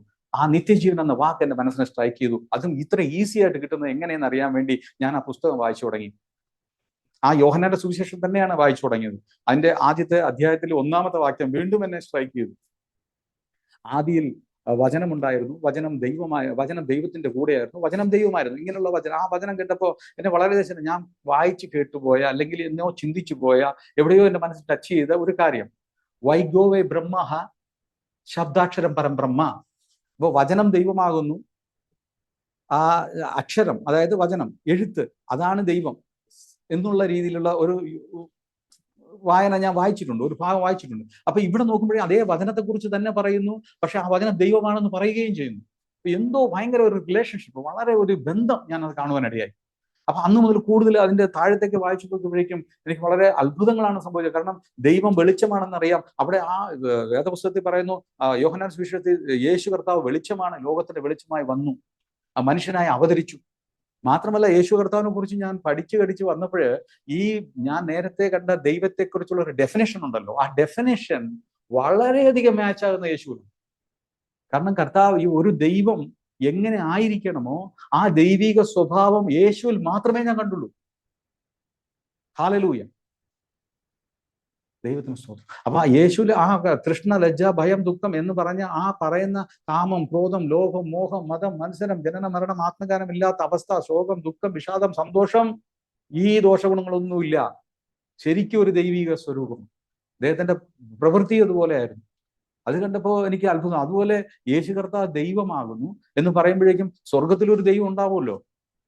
അപ്പൊ ആ ദൈവത്തിന്റെ വചനമാണ് ഭൂമിയിൽ വന്നത് എന്ന് പറയുമ്പോഴേക്കും എനിക്ക് വേദങ്ങളിൽ എന്നെ ഒരു ഒരു വേദത്തിന്റെ ഒരു ഭാഗം യേശുവിന്റെ കർത്താവിനെ കൂടുതലായിട്ട് മനസ്സിലാക്കാനായിട്ട് സഹായിച്ചു. അത് ഞാൻ വായിക്കും. അത് ഈശ്വാസ്യോ ഉപനിഷത്ത് എന്ന് പറയുന്ന ആ ഭാഗത്തിലാണ്. അതിലെ ശാന്തി വചനാണ്. ഓം പൂർണ്ണമദ പൂർണ്ണമിദം പൂർണ്ണത പൂർണ്ണമുദച്യതേ പൂർണ്ണസ്യ പൂർണ്ണമാദായ് പൂർണ്ണമേവാവശിഷ്യതേ ഓം ശാന്തി ശാന്തി ശാന്തി. ഈ ശ്ലോകത്തിന്റെ അർത്ഥം പ്രകാരമാണ്, അവൻ പരിപൂർണനാണ്, അദ്ദേഹം പരിപൂർണനാണ്, ഇദ്ദേഹവും പരിപൂർണനാണ്. പരിപൂർണതയിൽ നിന്നും പരിപൂർണത വരുന്നു, പരിപൂർണതയിൽ നിന്നും പരിപൂർണത വന്നാലും പരിപൂർണത അവിടെ ശേഷിക്കുന്നു. ഇതാണ് അതിന്റെ അർത്ഥം. ശരിക്കും പറഞ്ഞാൽ ഇത് കർത്താവിന്റെ വിഷയത്തിൽ വളരെ മാച്ചിങ് ആണ്. കാരണം സാക്ഷാൽ സർവശക്തനായ ദൈവം അവിടെ സ്വർഗത്തിൽ നിന്നും ഭൂമിയിലേക്ക് വരികയാണ്. ഭൂമി വരുമ്പോൾ മനുഷ്യനായി അവതരിക്കുമ്പോഴും ഇവിടെയും പൂർണ്ണ ദൈവത്വമുണ്ട്, അതേ ദൈവികത്വം സ്വർഗത്തിലുമുണ്ട്. അവിടെ ഒരു വ്യക്തിത്വം സ്വർഗത്തിലുമുണ്ട്. അതാണ് യേശു പറഞ്ഞത്, പിതാവ് സ്വർഗത്തിലുണ്ട്, ഞാനും പിതാവ് ഒന്നാകുന്നു എന്ന് പറയുമ്പോൾ തന്നെ ഒരു പിതാവ് സ്വർഗത്തിലുണ്ടെന്നും യേശു പറഞ്ഞു. അപ്പൊ ഈ ശ്ലോകം വളരെയധികം ഇങ്ങനെ ഉള്ള കാര്യങ്ങളൊക്കെ കൂടുതൽ മനസ്സിലാക്കാൻ വളരെ സന്തോഷം ഉണ്ടായിരിക്കും. ഞാൻ അത്ഭുതപ്പെട്ടു. അപ്പൊ ഞാൻ ഇത്രയും നാൾ തേടിക്കൊണ്ടിരുന്ന ഈ പരമാത്മാവ് യേശു തന്നെയാണല്ലോ എന്നുള്ള സത്യം എനിക്ക് വെളിപ്പെട്ടുകൊണ്ടേയിരുന്നു. പിന്നെയും ഒത്തിരി കർത്താവ് യേശു തന്നെയാണ് സൃഷ്ടാവെന്ന് തെളിയിക്കുന്ന ഒത്തിരി കാര്യങ്ങൾ വേദങ്ങളിൽ തന്നെ എനിക്ക് പിടികിട്ടുവാനുണ്ടായി. അത് ശരിക്കും പറഞ്ഞു കഴിഞ്ഞാല് യേശു കർത്താവിന്റെ പ്രത്യേകത എന്ന് പറഞ്ഞാൽ യേശു വചനമാണല്ലോ. ഈ വചനത്തെക്കുറിച്ച് തെളിയിക്കുന്ന ഇനിയൊരു ശ്ലോകം കൂടി ഞാൻ വായിക്കട്ടെ. ആ ശ്ലോകം യജുർവേദത്തിലാണ്. യജുർവേദം, ഋഗ്വേദം, യജുർവേദം, സാമവേദം, അഥർവവേദം, ഈ 4 വേദത്തിൽ യജുർവേദത്തിൽ 32ാമത്തെ ഭാഗം 11ാമത്തെ മന്ത്രം പറയുകയാണ്. പരിത്യ ഭൂതാനി പരിത്യ ലോകാൻ പരിത്യ സർവാഹ പ്രതിശോ ദിശച്ച് ഉപസ്ഥായി പ്രഥമ ജാമൃതസ്യാത്മാനമാത്മനം അഭിസംവിവേശക. ആ ശ്ലോകത്തിന്റെ അർത്ഥം ഇപ്രകാരമാണ്: ആ മഹാപുരുഷൻ സർവഭൂതങ്ങൾക്ക് അതീതൻ, സർവ്വലോകങ്ങൾക്കും അതീതൻ, സർവ്വദിശകൾക്കും വിദിശകൾക്കും അതീതൻ എന്ന് പറഞ്ഞാൽ 4 ദിക്കിന്റെ നടുവിലുള്ള 4 ദിക്ക്, മൊത്തം 8 ദിക്കുകൾക്കും അതീതൻ. അദ്ദേഹം ആദ്യമായി വന്ന സത്യവചനത്താൽ പ്രതിഷ്ഠിക്കപ്പെട്ട വ്യക്തി എന്നാണ് പറയുന്നത്. അപ്പൊ പരമാത്മാവ് എന്ന് പറയുന്ന പിതാവാം ദൈവത്തിന്റെ വായിൽ നിന്നും ഉരുവായ വചനം, ആദ്യത്തെ വചനം പുത്രനായി അവതരിച്ചു, അല്ലെങ്കിൽ സൃഷ്ടാവായി. അദ്ദേഹം സൃഷ്ടികർത്ത പരംബ്രഹ്മ എന്നാണ് വേദം പറയുന്നത്. അദ്ദേഹത്തിന് സൃഷ്ടികർത്ത പരംബ്രഹ്മ, അതായത് സകല ചരാചരങ്ങളെയും സൃഷ്ടിച്ച പരംബ്രഹ്മ എന്ന് പറയുന്ന ആ പരംബ്രഹ്മാവിന്റെ അതേ ആ എന്താ പറയണത് ട്രാക്ക് ക്രിസ്തുവിൽ ഞാൻ കാണുവാനിടയായി. ക്രിസ്തുവാണ് പരംബ്രഹ്മ എന്ന് എനിക്ക് മനസ്സിലായി. അത് മാത്രമല്ല, ഈ പരംബ്രഹ്മാവ് എന്ന് പറയുന്ന സൃഷ്ടാവാം ദൈവം തന്നെയാണ് മനുഷ്യന്റെ രക്ഷയ്ക്ക് വേണ്ടി മരിക്കണമെന്ന് വേദങ്ങളിൽ പറഞ്ഞിട്ടുണ്ട്. സർവപാപ പരിഹരോ രക്തപ്രോക്ഷണം അവശ്യം തവ രക്തം പരമാത്മേന പുണ്യദാന ബലിയാഗം. ഇവിടെ പറയുന്നത്, നേരത്തെ നമ്മൾ പറഞ്ഞു, എനിക്ക് മനസ്സിലായത് പാപം കൊണ്ട് മനുഷ്യനെല്ലാം പാപത്തിലായി ജനിക്കുന്നത് തന്നെയാണ് വേദങ്ങൾ തന്നെ പറയുന്നത്. പക്ഷെ പാപത്തിന് രക്ഷിക്കണേ എന്നുള്ള നിലവിളിയുണ്ട്. പക്ഷെ രക്ഷപ്പെടാൻ പല വഴികളും പറഞ്ഞെങ്കിലും ഒരു വഴിയും രക്ഷപ്പെട്ടില്ല എന്നുള്ള കാര്യം വേദങ്ങളിൽ തന്നെ സ്പഷ്ടമായി. പക്ഷെ ഇവിടെ സർവ്വപാപങ്ങളും പരിഹരിക്കണമെങ്കിൽ രക്തം ചിന്തണം, രക്തം ഒഴുക്കപ്പെടണം. ആ രക്തം പരമാത്മാവിൻ്റെതായിരിക്കണം എന്നാണ് പറയുന്നത്. അപ്പോൾ ഒരു വലിയൊരു കോൺട്രവേഴ്സിയായ ഒരു കാര്യമാണ്. കാരണം പരമാത്മാവ് എന്ന് പറഞ്ഞാൽ ആത്മാവാണ്, ദൈവം ആത്മാവാണ്. ആത്മസ്വരൂപിയായ ദൈവം ഒരിക്കലും വന്ന് രക്തമൊഴുക്കാൻ ഒരു സാധ്യതയുമില്ല. പക്ഷെ ഈ മനുഷ്യൻ, ഈ സകല മനുഷ്യര് പാപങ്ങളുടെ ശിക്ഷ മരണമെന്ന് പറയുന്നുണ്ട്. പാപത്തിന്റെ ശിക്ഷ മരണം. അപ്പൊ ഈ ഈ റോമർക്ക് എഴുതിയ 6:23 പാപത്തിന്റെ ശിക്ഷ മരണം എന്ന് പറയുമ്പോൾ അത് വേദങ്ങളും അങ്ങനെ തന്നെ പറയുന്നത്. പാപത്തിന് മരണമുണ്ട്, മൃത്യു എന്നാണ് അവർ പറയുന്നത്. നരകത്തിനെ പോലും മൃത്യു എന്നാണ് അവർ പ്രതിനിധീകരിക്കുന്നത്. അപ്പൊ ഈ മരണത്തിൽ നിന്ന് വിടുവിക്കണമെങ്കിൽ ഈ മനുഷ്യനെല്ലാം മരിക്കണം എന്ന് പറഞ്ഞാൽ ശിക്ഷ ലഭിക്കണം. ശിക്ഷ ലഭിച്ചു കഴിഞ്ഞാൽ പിന്നെ എങ്ങനെ മോക്ഷം കിട്ടും? പക്ഷെ ഇവർക്ക് മോക്ഷം ലഭിക്കുകയും വേണം, പക്ഷെ ഇവർക്ക് ശിക്ഷ ലഭിക്കാതിരിക്കുകയും വേണം. അതിന് ഒരേ വഴിയേ ഉള്ളൂ, ഇവരെ സൃഷ്ടിച്ച ദൈവമാകുന്ന പരമാത്മാവ് മനുഷ്യനായി അവതരിച്ചിട്ട് ആ ദൈവം ഇവർക്ക് വേണ്ടി സ്വയം ബലിയാകണം. ബലിയാകുമ്പോൾ ഈ തന്റെ സൃഷ്ടികളായ സകലരും മരിച്ചതിന് തുല്യമാണ് ഈ ഒരു സൃഷ്ടാവിന്റെ മരണം. കാരണം ഒരു ത്രാസിന്റെ രണ്ട് സൈഡില്, ഒരു സൈഡിൽ സൃഷ്ടാവിനെ വെച്ച് മറ്റേ സൈഡിൽ സൃഷ്ടികളെ വെച്ച് കഴിഞ്ഞാൽ ഇവർ രണ്ടും ബരാബർ തുല്യനാണ്. കാരണം ഇത്രയും വ്യക്തികൾ മരിക്കുന്നതിന് പകരം ഇവർ സൃഷ്ടിച്ച ദൈവം ആകുന്ന പരമാത്മാവ് മനുഷ്യനായി അവതരിച്ച് മരിക്കുമ്പോൾ, ബലിയാകുമ്പോൾ ഇവരെല്ലാം മരിച്ചതിന് തുല്യമാ. ഇവരെല്ലാം വിശ്വസിച്ചാൽ മതി, എനിക്ക് വേണ്ടി കൂടിയാ മരിച്ചത്, ഒറ്റ വാക്ക്. അത് തന്നെയാണ് ബൈബിളിൽ ഞാൻ കണ്ട സത്യം. ഞാൻ അത്ഭുതപ്പെട്ടു. അപ്പൊ യേശു കർത്താവ് ക്രൂശിൽ മരിക്കണം എന്നുള്ളത് ദൈവ നിയോഗം തന്നെയായിരുന്നു. അതിനുവേണ്ടി യേശു വന്നത്. അങ്ങനെയാണ് യേശു പൂർണ്ണമായിട്ട് വിധേയപ്പെട്ട് മരിച്ച് ഉയർത്തെഴുന്നേറ്റത്. ഈ ഒത്തിരി കാര്യങ്ങൾ ഇനിയും ശ്ലോകങ്ങളിൽ എനിക്ക് മനസ്സിലാവുന്നുണ്ടായി. കാരണം ഇതിനകത്ത് വേറെ പറയുന്നുണ്ട്, യേശു കർത്താവ് കന്യകയിൽ അവതരിക്കുമെന്നുള്ളത് പോലും ഭവിഷ്യപുരാണത്തിലുണ്ട്. ഈശുപുത്രം ചമാം വിദ്യുത് കുമാരി ഗർഭസംഭവം മ്ലേച്ഛധർമ്മസ്യ വക്താര മസീഹു സമാഗത എന്ന് പറഞ്ഞാൽ ഈശുപുത്രൻ എന്ന് പറഞ്ഞാൽ ദൈവപുത്രൻ മനുഷ്യനായി അവതരിക്കും കന്യകയുടെ ഉദരത്തിൽ, ഗർഭത്തിൽ. എന്നിട്ട് അധർമ്മികളെ ധർമ്മയുക്തരാക്കി നീതിയുടെ വഴികളിൽ നടത്തുവാൻ അദ്ദേഹം പ്രവാചകനായി ജീവിക്കും, പ്രവാചകനായി വരും എന്നുള്ളതാണ് ആ ശ്ലോകത്തിന്റെ അർത്ഥം. അപ്പൊ ഇതെല്ലാം വളരെയധികം മാച്ചായി. ഇതുപോലെ ഇത്രയും കൃത്യതയോടെ മാച്ചാകുന്ന വേറെ ഒരു വ്യക്തിത്വവും ഞാൻ കണ്ടില്ല യേശു അല്ലാതെ. ദൈവത്തിന് മഹത്വം ഉണ്ടാകട്ടെ. ഞാൻ ഒത്തിരി മനസ്സിലാക്കുവാനിടയായി, യേശുവിന്റെ സ്വഭാവങ്ങളെ മനസ്സിലാക്കി. അങ്ങനെ ഇരുന്ന ഒരു സാഹചര്യത്തിലാണ് ഞാൻ കോളേജിൽ പഠിച്ചുകൊണ്ടിരിക്കുമ്പോൾ ഞാനൊരു സത്യാന്വേഷകനാണെന്നും ഈ കാര്യങ്ങളൊക്കെ മനസ്സിലായപ്പോൾ എൻ്റെ ഒരു സുഹൃത്ത്, college hostel mate Biju Alex എന്ന് പറഞ്ഞൊരു സുഹൃത്ത്, അദ്ദേഹം കൃഷ്ണകുമാർ എന്ന് പറഞ്ഞ എൻ്റെ സുഹൃത്ത്, മറ്റേ MG കോളേജിൽ പഠിക്കാൻ കൃഷ്ണകുമാർ, പാസ്റ്റർ കൃഷ്ണകുമാർ എന്നും സുവിശേഷ വേലയിലാണ്. പുള്ളിയെ പരിചയപ്പെടുത്തുവാനിടയായി. ഇങ്ങനെ ഞാൻ അന്വേഷിച്ചപ്പോൾ അദ്ദേഹം എൻ്റെ അടുത്ത് വരികയും എന്നെ കൂടുതൽ കാര്യങ്ങൾ പറയാം. അപ്പൊ എനിക്ക് കൂടുതൽ ഇൻട്രസ്റ്റ് ആയിരുന്നു. ഞാൻ ദൈവത്തെ അന്വേഷിച്ചിരുന്ന ആ യേശു കർത്താവിനെ കൂടുതൽ മനസ്സിലാക്കിയിരുന്ന കാലഘട്ടത്തിൽ കൂടുതൽ കാര്യങ്ങൾ യേശുവിനെ കുറിച്ച് പറയുവാൻ അദ്ദേഹം എന്നെ സഹായിച്ചു. കേൾക്കാൻ ഞാൻ തയ്യാറായി. അങ്ങനെ അദ്ദേഹം ഒരു ജോർജ് തോമസ് എന്ന് പറഞ്ഞ ഒരു ദേവദാസിന്റെ അടുത്ത് എന്നെ വിളിച്ചുകൊണ്ടിരുന്നു. ഞാൻ കർത്താവിൽ വരും മുമ്പേ 6 മാസം മുമ്പെയാണ് ഈ പാസ്റ്റർ കൃഷ്ണകുമാർ കർത്താവിൽ വന്നത്. അദ്ദേഹം പാസ്റ്റർ ജോർജ് തോമസ്, അദ്ദേഹം ദൈവസനിലാണ് ഇപ്പോൾ. അദ്ദേഹത്തിന്റെ അടുത്ത് കൊണ്ടുപോവുകയും പിന്നെയും ചില ചോദ്യങ്ങളൊക്കെ എൻ്റെ മനസ്സിലുണ്ടായിരുന്നു. ആ ചോദ്യങ്ങൾ എല്ലാം ഞാൻ ചോദിച്ചപ്പോൾ ആ ദേവദാസൻ ബൈബിളിൽ നിന്ന് തന്നെ എല്ലാ ചോദ്യങ്ങൾക്കും ഉത്തരം തന്നു. പിന്നെ എന്നെ അത്ഭുതപ്പെടുത്തിയ ഒത്തിരി വിഷയങ്ങളുണ്ട് വിശുദ്ധ ബൈബിളിൽ. ഞാൻ സയൻസ് സ്റ്റുഡന്റ്, BSc കെമിസ്ട്രി ആണ് എൻ്റെ സബ്ജക്ട്. അപ്പം എനിക്ക് സയൻസ് ഭയങ്കര ഇൻട്രസ്റ്റ് ആയിരുന്നു. ബൈബിളിൽ ഒത്തിരി സയൻസ് ഉണ്ടെന്ന് ഞാൻ മനസ്സിലാക്കി. അത്ഭുതമാണ്.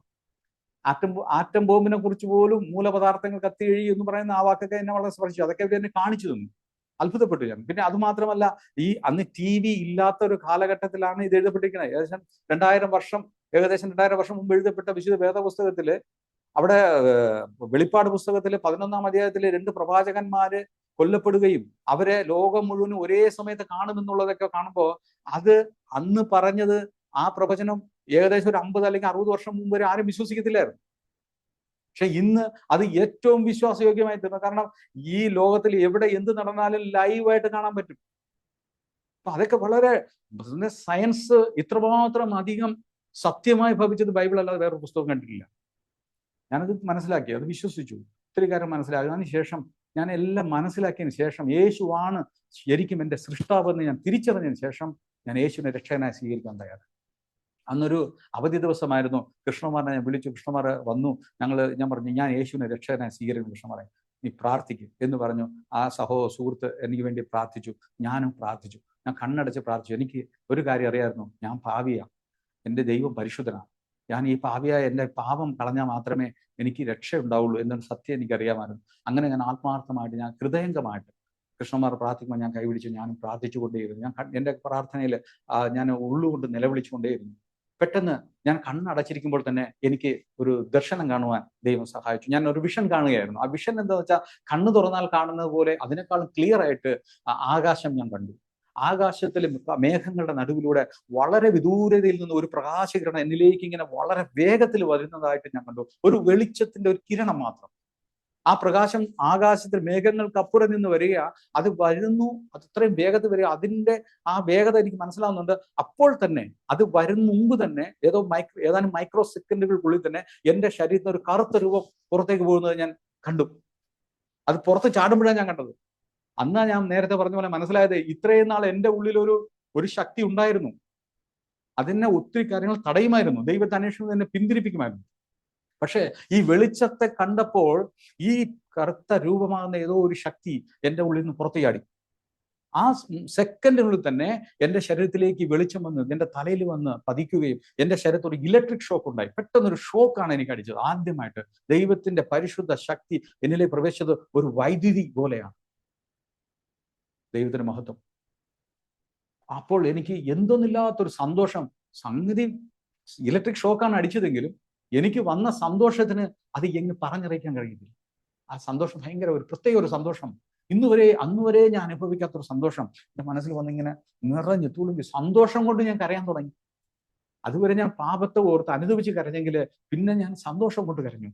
എൻ്റെ ദൈവത്തിന് ഭയങ്കര ഒരു ദൈവത്തോട് എനിക്ക് ഭയങ്കര സ്നേഹം എനിക്ക് തോന്നി. ഭയങ്കര സ്നേഹം എൻ്റെ ഉള്ളിൽ ഇങ്ങനെ സ്നേഹം നുരഞ്ഞു പൊന്തി, ഒരു വെള്ളം ഇങ്ങനെ തിളയ്ക്കുന്ന വെള്ളം പുറച്ചു ചാടും പോലെ സ്നേഹം ഇങ്ങനെ തുളുമ്പി വന്നു. ഞാൻ അങ്ങ് പ്രാർത്ഥന കഴിഞ്ഞപ്പോഴേക്കും കൃഷ്ണമാർ പ്രാർത്ഥിച്ചു കഴിഞ്ഞ ആ സമയത്ത് കണ്ണ് തുറന്ന് ഞാൻ നോക്കിയപ്പോൾ അന്ന് വരെ കാണാത്തൊരു അത്ഭുത ദൃശ്യമാണ് ഞാൻ കാണുന്നത്. വേറൊന്നുമല്ല, ഞാൻ എപ്പോഴും കാണുന്ന മരങ്ങളാ. ഞാൻ അവിടെ ഏതാണ്ട് 2 വർഷത്തോളം പഠിക്കുകയാണ് മാറി വെനസ് കോളേജ് ക്യാമ്പസിൽ. അവിടുത്തെ റോഡ്, അവിടുത്തെ ബിൽഡിങ്ങുകൾ, അവിടുത്തെ മരങ്ങളൊക്കെ ഞാൻ കണ്ടിട്ടുണ്ട്. അതുവഴി നടന്നു പോകുമ്പോൾ ഞാൻ കാണുന്നതാണ്. പക്ഷെ അന്ന് ഞാൻ ആദ്യമായി പ്രാർത്ഥിച്ച് ദൈവത്തിന്റെ കൃപ ഇതിലേക്ക് വന്നതിന് ശേഷം കണ്ണ് തുറന്നപ്പോ ഞാൻ കാണുന്ന മരം, ആ മരം സാധാരണ മരമായിട്ടല്ല എനിക്ക് തോന്നുന്നത്. അവിടുത്തെ ഓരോ ഇലയിൽ നിന്നും ലൈറ്റ്, പ്രകാശകിരണങ്ങൾ റിഫ്ലക്ട് ചെയ്യുന്നത് ഞാൻ എന്ന് പറഞ്ഞാൽ ശരിക്കും പറഞ്ഞാൽ ഭയങ്കര സൗന്ദര്യം. ശരിക്കും ആ മരത്തിന്, ആ ഇലകൾക്ക് എത്ര സൗന്ദര്യമുണ്ടെന്ന് അന്ന് ആദ്യം കാണുന്നു. അത് പ്രകാശത്തെ റിഫ്ലക്ട് ചെയ്യുന്നു. ദൈവത്തിന് മഹത്വം. ഞാൻ വളരെ സന്തോഷവാനായി. ഞാൻ ചോദിച്ചു, അയ്യോ ഇതെല്ലാം ഒരു പുതുമയായിട്ട് തോന്നുന്നല്ലോ കൃഷ്ണമാരെ, ഇതെന്താ സംഭവിച്ചത്? എല്ലാം പുതുതായി തോന്നുന്നു, നിന്റെ ശരീരത്തിൽ ഒരു പ്രകാശം വന്ന് വീണു എന്നൊക്കെ പറഞ്ഞപ്പോഴേക്കും കൃഷ്ണമാർ പറഞ്ഞു, അപ്പോൾ നീ ദൈവത്തിന്റെ രക്ഷ പ്രാപിച്ചു കഴിഞ്ഞു പാല. നീ ദൈവത്തിന്റെ രക്ഷ പ്രാപിച്ചു, നീ പുതിയ സൃഷ്ടിയായി കഴിഞ്ഞു, അതുകൊണ്ടാണ് നിനക്കെല്ലാം പുതുതായി തോന്നുന്നത് എന്ന് പറയുവാനിടയായി. ഞാൻ ഭയങ്കര സന്തോഷവാനായി, ഭയങ്കര സന്തോഷമുണ്ടായി. ദൈവത്തിന് മഹത്വം ഉണ്ടാകട്ടെ. പ്രിയപ്പെട്ടവർ, അതിനുശേഷം എൻ്റെ ജീവിതത്തിൽ ഞാൻ പ്രാർത്ഥിക്കുക കിടന്നുമ്പോൾ എനിക്ക് ഓരോ സംഭവങ്ങളും ദൈവം എന്നെ കാണിക്കാൻ തുടങ്ങി. ഞാൻ ആർക്കു വേണ്ടി പ്രാർത്ഥിച്ചാലും അവരുടെ ജീവിതത്തിൽ വരാൻ പോകുന്ന ദോഷം, അവരുടെ ജീവിതത്തിൽ വരാൻ പോകുന്ന നല്ലത് എല്ലാം എനിക്ക് ദൈവം സ്വപ്നത്തിലൂടെ കാണിക്കുമായിരുന്നു. അന്ന് മുതൽ ഞാൻ കാണുവാനിടയിൽ അങ്ങനെ ഒത്തിരി അനുഭവങ്ങളുണ്ട്. അവർക്ക് ഞാൻ ഇടുക്കിയിലാണ് ഞങ്ങളുടെ പാരൻസ് ആ സമയത്ത് താമസിക്കുന്നത്. ഞങ്ങളുടെ അവിടുത്തെ കൂട്ടായ്മയിൽ പോയപ്പോൾ അവിടെ ഒരു കുട്ടപ്പൻ എന്ന് പറഞ്ഞൊരു അങ്കിൾ ഉണ്ടായിരുന്നു. അദ്ദേഹത്തിന് ഞാൻ ഒരു ദിവസം രാത്രി പ്രാർത്ഥിച്ച് കിടന്ന് രാവിലെ 4 മണിക്ക് കഴിഞ്ഞിട്ട് പ്രാർത്ഥിക്കുമായിരുന്നു. അങ്ങനെ പ്രാർത്ഥിച്ച് കിടന്ന് പിന്നെ ഉറങ്ങുമ്പോഴാണ് ഈ സ്വപ്നങ്ങൾ കാണുന്നത്. അപ്പൊ അന്ന് ഞാൻ കണ്ട സ്വപ്നം, ഈ കുട്ടപ്പൻ അങ്കിൾ കാലിൽ വലിയൊരു കെട്ട് മുറിവൊക്കെ ആയിട്ട് വന്ന് എന്നോട് പ്രാർത്ഥിക്കാൻ പറയുന്നതായിട്ട്. ഞാനത് സൺഡേ ആരാധനയിൽ പറയുകയും സാക്ഷ്യം പറയുകയും, ഇങ്ങനെ കുട്ടപ്പൻ അങ്കിളിന് ഇങ്ങനെ ഒരു കാലിൽ മുറിവേറ്റുന്നുണ്ട്, വലിയൊരു അപകടത്തിൽ നിന്ന് രക്ഷപ്പെടണമെന്നുണ്ട് എന്നൊക്കെ പ്രാർത്ഥിക്കണം എന്ന് പറഞ്ഞ് എല്ലാവരും പ്രാർത്ഥിപ്പിച്ചു. ആ ആഴ്ച അദ്ദേഹത്തിന് ഒന്നും സംഭവിച്ചില്ല. പക്ഷെ പിറ്റത്തെ ആ ഞായറാഴ്ച കഴിഞ്ഞ് അടുത്ത ഞായറാഴ്ച അദ്ദേഹം വന്നപ്പോ അദ്ദേഹത്തിന്റെ കാലിൽ ഞാൻ സ്വപ്നത്തിൽ കണ്ട അതേ കെട്ടുണ്ടായിരുന്നു. അതേപോലെ കാലിൽ മുറിവും, അതേപോലെ ഒരു മുറിവ് കെട്ടിക്കൊണ്ടിട്ട് അന്ന് ആ കുട്ടപ്പൻ അങ്കിൾ പറഞ്ഞ സാക്ഷ്യം വലിയൊരു സാക്ഷ്യമാണ്. കാരണം കഴിഞ്ഞ ബുധനാഴ്ച എൻ്റെ ജീവിതത്തിൽ ഭയങ്കരമായ ഒരു അപകടമുണ്ടായി, ഞാൻ മരിച്ചു പോകേണ്ടതായിരുന്നു. അദ്ദേഹം ഒരു മലയുടെ മുകളിലാണ്, ഇടുക്കിയിലെ മലയുടെ മുകളിലാണ് താമസിക്കുന്നത്. ഇടുക്കിയെല്ലാം മലയാണ്. അതിന്റെ മുകളിൽ അന്ന് മഴക്കാലമായിരുന്നു. അപ്പൊ താൻ ഇറങ്ങി വരുന്ന വഴിയിൽ പാറകളുണ്ട്. ആ പാറയുടെ സൈഡിൽ കൂടി ഒഴിഞ്ഞു മാറി വരുമ്പോഴും സ്ലിപ്പായി താൻ പാറയെ തെന്നിയടിച്ച് വീഴാനിടയിൽ. ആദ്യത്തെ വീഴ്ചയിൽ തലയടിച്ച് വീണ്ടായിരുന്നു, അവിടെ താൻ രക്ഷപ്പെട്ടു. രണ്ടാമത് അതെല്ലാം കഴിഞ്ഞ് ഒരു ചെറിയൊരു തോട് കടന്നു വരണം. ആ തോട് കടന്നു വരുമ്പോൾ തോട്ടിലും ഒരു കല്ലില് കാല് തട്ടി സ്ലിപ്പായി വീണു. അവിടെയാണ് കാല് മുറിഞ്ഞത്. എനിക്ക് അവിടെയും തലക്കടി കൊള്ളുന്നതാണ്. അന്ന് താൻ മരിക്കേണ്ട ആളായിരുന്നു, മരണം തന്നെ വിടാതെ പിന്തുടരുന്ന ദിവസം. പക്ഷേ മുന്നമേ പ്രാർത്ഥന അവിടെ നടന്നതുകൊണ്ട് അദ്ദേഹത്തെ ദൈവം മരണത്തിൽ നിന്ന് വിടുവിച്ചു. ദൈവത്തിന് മഹത്വം ഉണ്ടാകട്ടെ. ഇങ്ങനെ പല അനുഭവങ്ങൾ ഞങ്ങളുടെ അവിടെ നടക്കാൻ പോകുന്ന ബസ് ആക്സിഡന്റ് പോലും തലേ ദിവസം ഞാൻ കാണുവാനിടയായി. ഇങ്ങനെ ദൈവം ഒത്തിരി കാര്യങ്ങൾ എന്നെ കാണിക്കുവാനിടയായി. അതുകൊണ്ട് മറ്റുള്ളവർക്ക് വേണ്ടി പ്രാർത്ഥിക്കുമ്പോൾ പിശാചുക്കൾ പോകുന്നു. ഞങ്ങളുടെ വീട്ടിൽ തൊട്ടടുത്ത് തന്നെ അയൽപക്കം, ഞങ്ങൾ ഇടുക്കിയിൽ ചെന്ന സമയത്ത് അയൽപക്ക വീട്ടിൽ ഉള്ളവരൊക്കെ ഒരു വീട്ടില് ഒരു കട്ടില് നട്ടുച്ച സമയത്ത് ഒരു അമ്മൂമ്മയുടെ പ്രേതം വന്നിരിക്കും, ഭൂതം, പിശാച്. അത് വന്നിരിക്കുമ്പോഴേക്കും ആ കട്ടിൽ ആര് കിടപ്പുണ്ടെങ്കിൽ അവരുടെ വാ അനങ്ങൂല, അവരെ കൈ അനക്കാൻ പറ്റൂല, ആകെ മൊത്തം ഫ്രീസ് ആകുന്ന ഒരു അവസ്ഥയിൽ അവരെ കിടക്കും. ഇതൊക്കെ അവർക്ക് ഞാൻ കർത്താവിൽ വന്നു എന്ന് അറിഞ്ഞതിന് ശേഷം അവർ പറഞ്ഞു, പല ഞങ്ങൾക്ക് വേണ്ടി ഒന്ന് പ്രാർത്ഥിക്കുമോ, ഞങ്ങളുടെ വീട്ടിൽ പിശാചുണ്ട്. ഈ കട്ടിലിൽ വന്ന് ഞങ്ങൾ ഉച്ചയ്ക്ക് കിടന്നാൽ ഞങ്ങൾക്ക് പ്രശ്നമാകും. ആ ഉച്ചയ്ക്ക് ഞങ്ങൾ ആ കട്ടിലിൽ ആരും കിടക്കാറില്ല. അപ്പോൾ ഞാൻ പ്രാർത്ഥിച്ചതിന് ശേഷം അവിടെ പിന്നെ അങ്ങനെ സംഭവം ഉണ്ടായിട്ടേ ഇല്ല. അങ്ങനെ ഒത്തിരി ദൈവം ചെറുതും വലുതുമായ അനവധി അത്ഭുതങ്ങൾ എൻ്റെ ജീവിതത്തിൽ ചെയ്തിട്ടുണ്ട്. പക്ഷേ എൻ്റെ ജീവിതത്തിൽ ഞാൻ പറയട്ടെ, ഞാൻ ഈ കർത്താവിനെ രക്ഷകനായി സ്വീകരിച്ച് എനിക്ക് പിന്നീട് യേശുവിനെ രക്ഷകൻ സ്വീകരിച്ചതിന് ശേഷം അതേ മാസം തന്നെയാണോ അതിന്റെ അടുത്ത മാസമാണെന്ന് തോന്നുന്നു, എനിക്ക് ICPF ക്യാമ്പിൽ പങ്കെടുക്കാൻ ഒരു ചാൻസ് കിട്ടി. Inter college prayer fellowship. അവർക്ക് ഞാൻ വലിയ കടപ്പാടുണ്ട് ആ പ്രയർ ഫെലോഷിപ്പിനോട്, നടത്തിപ്പുകാരോട്. അന്ന് ആ സമയത്ത് ചരൽക്കുന്ന് വെച്ചാണ് ആ ക്യാമ്പ് നടന്നത്. ചരൽക്കുന്നിൽ 3 ദിവസത്തെ പ്രെയർ ആയിരുന്നു. അത് 300ഓളം സ്റ്റുഡൻസ് ഉണ്ടായിരുന്നു. ഞാൻ ആ കൂട്ടത്തിൽ ഞാനും ദൈവകൃപയാൽ പോയി. അവിടെ പോയപ്പോഴേക്കും അവിടെ നോർത്ത് ഇന്ത്യയിലെ മധ്യപ്രദേശിലൂടെ സുവിശേഷ വേല ചെയ്യുന്ന ഒരു ദൈവദാസനായിരുന്നു പാസ്റ്റർ വിൽസൺ ജോർജോ, അങ്ങനെയാണ് അദ്ദേഹത്തിന്റെ പേര്. അദ്ദേഹം നല്ല ഒരു മെസ്സേജുകളൊക്കെ തരുവാനിടയിൽ. അപ്പോഴത്തേക്ക് എനിക്ക് കാര്യങ്ങളൊക്കെ അറിഞ്ഞുകൊണ്ടാണ് ഞാൻ പോയത്. പരിശുദ്ധാത്മാവിന്റെ അഭിഷേകം വേണം, വിശ്വാസിയാണെങ്കിൽ ദൈവശക്തി വേണം, ഇതുണ്ടെങ്കിലേ നമുക്ക് ഭൂമിയിൽ ദൈവത്തിന് മഹത്വപ്പെടുത്താൻ കഴിയുള്ളൂ. ഇതൊക്കെ എനിക്കറിയാം. അപ്പൊ അവിടെ ചെന്നപ്പോൾ എൻ്റെ മനസ്സിൽ ഒരേ ഒരു ആഗ്രഹം, എനിക്ക് അഭിഷേകം വേണം എന്നുള്ളതായിരുന്നു. എനിക്ക് അത് എല്ലാവരും വചനം പറയുമ്പോഴും കേൾക്കുമ്പോഴും ഞാൻ അതിൽ വളരെ ക്യൂരിയസ് ആയിട്ട് ഈ അഭിഷേകം പ്രാപിക്കാൻ വേണ്ടി വളരെ ശ്രദ്ധാലുവായിട്ട് അതിനുവേണ്ടി പ്രാർത്ഥിക്കുമായിരുന്നു. അത് 3-ാം ദിവസം അവിടെ ഒരു വലിയൊരു നമ്മൾ എല്ലാവരും ആരാധിച്ചുകൊണ്ടിരിക്കുന്ന സമയത്ത് ആരാധനയിൽ ഒരു പാട്ട്, കോൻ ജായേഗ കോൻ മേരേലിയെ എന്നൊരു പാട്ടാണ് അവിടെ. അപ്പം ആ പാട്ട് പാടി ഇവിടെ എല്ലാവരും ആരാധിച്ചുകൊണ്ടിരിക്കുമ്പോൾ ഞാൻ ഉള്ളുകൊണ്ട് നിലവിളിക്കുക, ദൈവമേ എനിക്ക് അഭിഷേകം തരണം. എനിക്ക് ഒറ്റ ലക്ഷ്യം, ഏതെങ്കിലും ദൈവത്തോട് നിലവിളിക്കും. ആ ദൈവം കരുണാമയനായ ദൈവമാണ്. അപ്പൊ എനിക്ക് അന്ന് വരെ ഒരിക്കൽ എനിക്ക് രക്ഷിക്കപ്പെട്ടപ്പോൾ എനിക്ക് വന്ന ഇലക്ട്രിക് ഷോക്ക് പോലെ തന്നെ ഞാൻ ആരാധിച്ചുകൊണ്ടിരുന്നപ്പോൾ ഒരു ഷോക്ക് തന്നെ വീണ്ടും എനിക്ക് തലയിൽ ഒരു ഇലക്ട്രിക് ഷോക്ക് വന്നു. എൻ്റെ ശിരസ് മുതൽ പാദം വരെ അത് ഇറങ്ങി ചെന്നു. എൻ്റെ ഉള്ളത്തിന്റെ ശരീരത്തിനകത്തെവിടെയുണ്ട് അവിടെ എല്ലാം ഇറങ്ങി ചെല്ലുന്ന ഫീലിംഗ് എനിക്കുണ്ടായി. പെട്ടെന്ന് ഞാൻ പാടിക്കൊണ്ടിരുന്ന പാട്ട് മാറി ഞാൻ വേറെ ഏതോ ഭാഷ പറയാൻ തുടങ്ങി. അത് അന്യഭാഷയായിരുന്നു എന്ന് പിന്നീടാണ് അറിയുന്നത്. ഞാൻ ഭാഷ പറയാൻ തുടങ്ങി. അത് എന്താണ് ഞാൻ പറയുന്നത് ഞാൻ ശ്രദ്ധിക്കാൻ നോക്കുക, അത് നിന്നുപോയി. പക്ഷെ എനിക്ക് ഭയങ്കര സന്തോഷം ഉണ്ടായി. അപ്പൊ എൻ്റെ മനസ്സിൽ പറയുക, ഞാൻ ക്രിസ്തുവിന് വേണ്ടി പോകേണ്ട വ്യക്തിയാണ്, ഞാൻ എൻ്റെ യേശുവിന് വേണ്ടി ജീവിക്കേണ്ട ആളാണ്. അന്ന് ആ മീറ്റിങ്ങിന്റെ അവസാനം സാക്ഷ്യം പറയാൻ ചാൻസ് കിട്ടിയപ്പോൾ ഞാൻ ഒന്നാമതായി പോയി സാക്ഷ്യം പറഞ്ഞു. ഞാൻ എൻ്റെ യേശുവിന് വേണ്ടി ജീവൻ സമർപ്പിച്ചിരിക്കുക, യേശുവിനെ നിന്ന് അഭിഷേകം ചെയ്തു എന്നൊക്കെ സാക്ഷ്യം പറയുവാനിടയായി. അപ്പം എല്ലാവർക്കും വളരെ സന്തോഷമായിരുന്നു. പക്ഷെ ആരും എന്നെ കൊണ്ടുപോയില്ല സുവിശേഷ വേലയ്ക്ക്. അവർ പറഞ്ഞു പഠിത്തം കഴിഞ്ഞിട്ട് വന്നാൽ മതി, പഠിത്ത ഡിഗ്രിയൊക്കെ കഴിയട്ടെ എന്നുള്ള രീതിയായിരുന്നു. പക്ഷെ ഡിഗ്രി കഴിഞ്ഞപ്പോൾ എൻ്റെ ജീവിതത്തിൽ ഒത്തിരി മാറ്റങ്ങൾ ഉണ്ടായിരുന്നു. കാരണം വളരെ പ്രതിസന്ധികൾ, പല പോരാട്ടങ്ങൾ എല്ലാം ഉണ്ടായി. പിന്നെ എന്നാലും ഞാൻ ദൈവവേലയ്ക്ക് പോകണം, എന്നെ ഹെൽപ്പിന് പലരെയും ഞാൻ മുട്ടി. അന്നത്തെ കാലഘട്ടത്തിൽ അത് ദൈവം അനുവദിക്കാത്തതായിരിക്കാം, എനിക്ക് അങ്ങനെ ഒരു ഹെൽപ്പ് കിട്ടിയില്ലായിരുന്നു പിന്നീട്. പക്ഷേ എൻ്റെ ജീവിതത്തിൽ ഞാൻ ഒത്തിരി അനുഭവങ്ങളിലൂടെ ഞാൻ കടന്നു വരേണ്ടി വന്നു. അതിന് ജോലിക്ക് ഞാൻ വിചാരിച്ചു ഒത്തിരി ദൈവദാസന്മാർ കഷ്ടപ്പെടുന്നുണ്ടല്ലോ സാമ്പത്തികമായിട്ട്, അങ്ങനെയാണെങ്കിൽ ഞാൻ സാമ്പത്തികമൊക്കെ ഉണ്ടാക്കി ഒന്ന് സേഫ് ആയിട്ട് എന്നിട്ട് ഞാൻ സുവിശേഷ വേല ചെയ്യാം എന്നൊക്കെ ചിന്തിച്ച് ഞാൻ വിദേശത്തൊക്കെ പോയി. വിദേശത്ത് പോയപ്പോൾ അവിടെയും ദൈവം എന്നെ പഠിപ്പിച്ചു. ദൈവം എന്നെ പഠിപ്പിച്ചു വെച്ചാൽ എനിക്ക് വിസ തെറ്റായ വിസയായിരുന്നു, അത് ചതിയായിരുന്നു. അത് ആ ചതിയിൽ ഇവിടെ പോയത് കൊണ്ട് എനിക്ക് അവിടെ നിൽക്കാൻ പറ്റിയില്ല. പക്ഷെ എങ്കിലും 10 മാസം എനിക്ക് അവിടെ നിൽക്കാൻ പറ്റി. മലേഷ്യയിലാണ് പോയത്. അവിടെ നിന്നപ്പോൾ ഞാൻ വിശ്വാസത്തെ പ്രയോജനപ്പെടുത്തുവാനിടയായി. ഇതിനിടയിൽ ഞാൻ എൻ്റെ സ്നാനപ്പെട്ട വിഷയവും ഞാൻ പറയാൻ വിട്ടുപോയി. ഞാൻ കർത്താവിൻ്റെ അഭിഷേകം പ്രാപിച്ചിട്ട് ഞാൻ ചർച്ചിൽ വന്നിട്ട് ഞാൻ പറഞ്ഞു പാസ്റ്ററോട്, പക്ഷേ എനിക്ക് അഭിഷേകം കിട്ടി, എനിക്ക് പക്ഷെ സ്നാനപ്പെടണം. ദൈവത്തിന്റെ കൽപ്പനയാണല്ലോ സ്നാനം. യേശു കർത്താവ് സ്നാനപ്പെട്ടിട്ട് കർത്താവ് വിശ്വസിക്കുന്ന എല്ലാവരും ഇങ്ങനെ സ്നാനപ്പെടണമെന്ന് പറഞ്ഞിട്ടുണ്ടല്ലോ. അപ്പൊ എനിക്കും സ്നാനം വേണമെന്ന് ഞാൻ ദൈവദാസനോട് അറിയിക്കുകയും പാസ്റ്റർ എന്നെ സ്നാനപ്പെടുത്തുവാനായിട്ട് പോവുകയും ചർച്ചോട് സഭയിലാണ് ഞാൻ സ്നാനപ്പെട്ടത്. അങ്ങനെ ഞാൻ സ്നാനപ്പെട്ട് വലിയൊരു സന്തോഷം ഉണ്ടായി.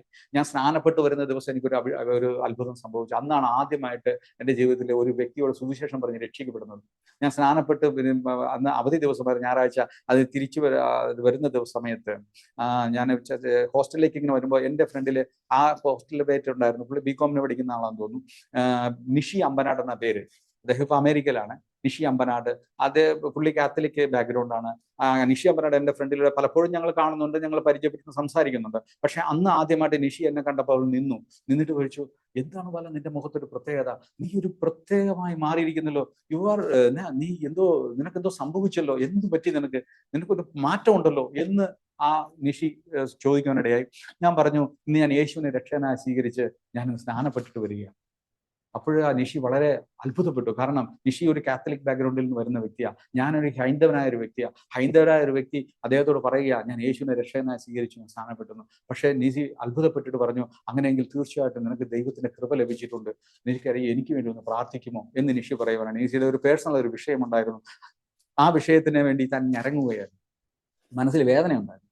അപ്പൊ നിഷിക്ക് വേണ്ടി പ്രാർത്ഥിക്കാമെന്ന് നിഷി എൻ്റെ റൂമിൽ വിളിച്ചുകൊണ്ട് പോയി നിഷിക്ക് വേണ്ടി ഞാൻ പ്രാർത്ഥിച്ചു. ആദ്യമായിട്ട് ഒരു വ്യക്തിക്ക് വേണ്ടി ഞാൻ അങ്ങനെ പ്രാർത്ഥിക്കുകയാണ്. ആ പ്രാർത്ഥന കഴിഞ്ഞപ്പോഴേക്ക് നിഷി പറഞ്ഞു, എൻ്റെ മനസ്സിൽ സമാധാനം കിട്ടി.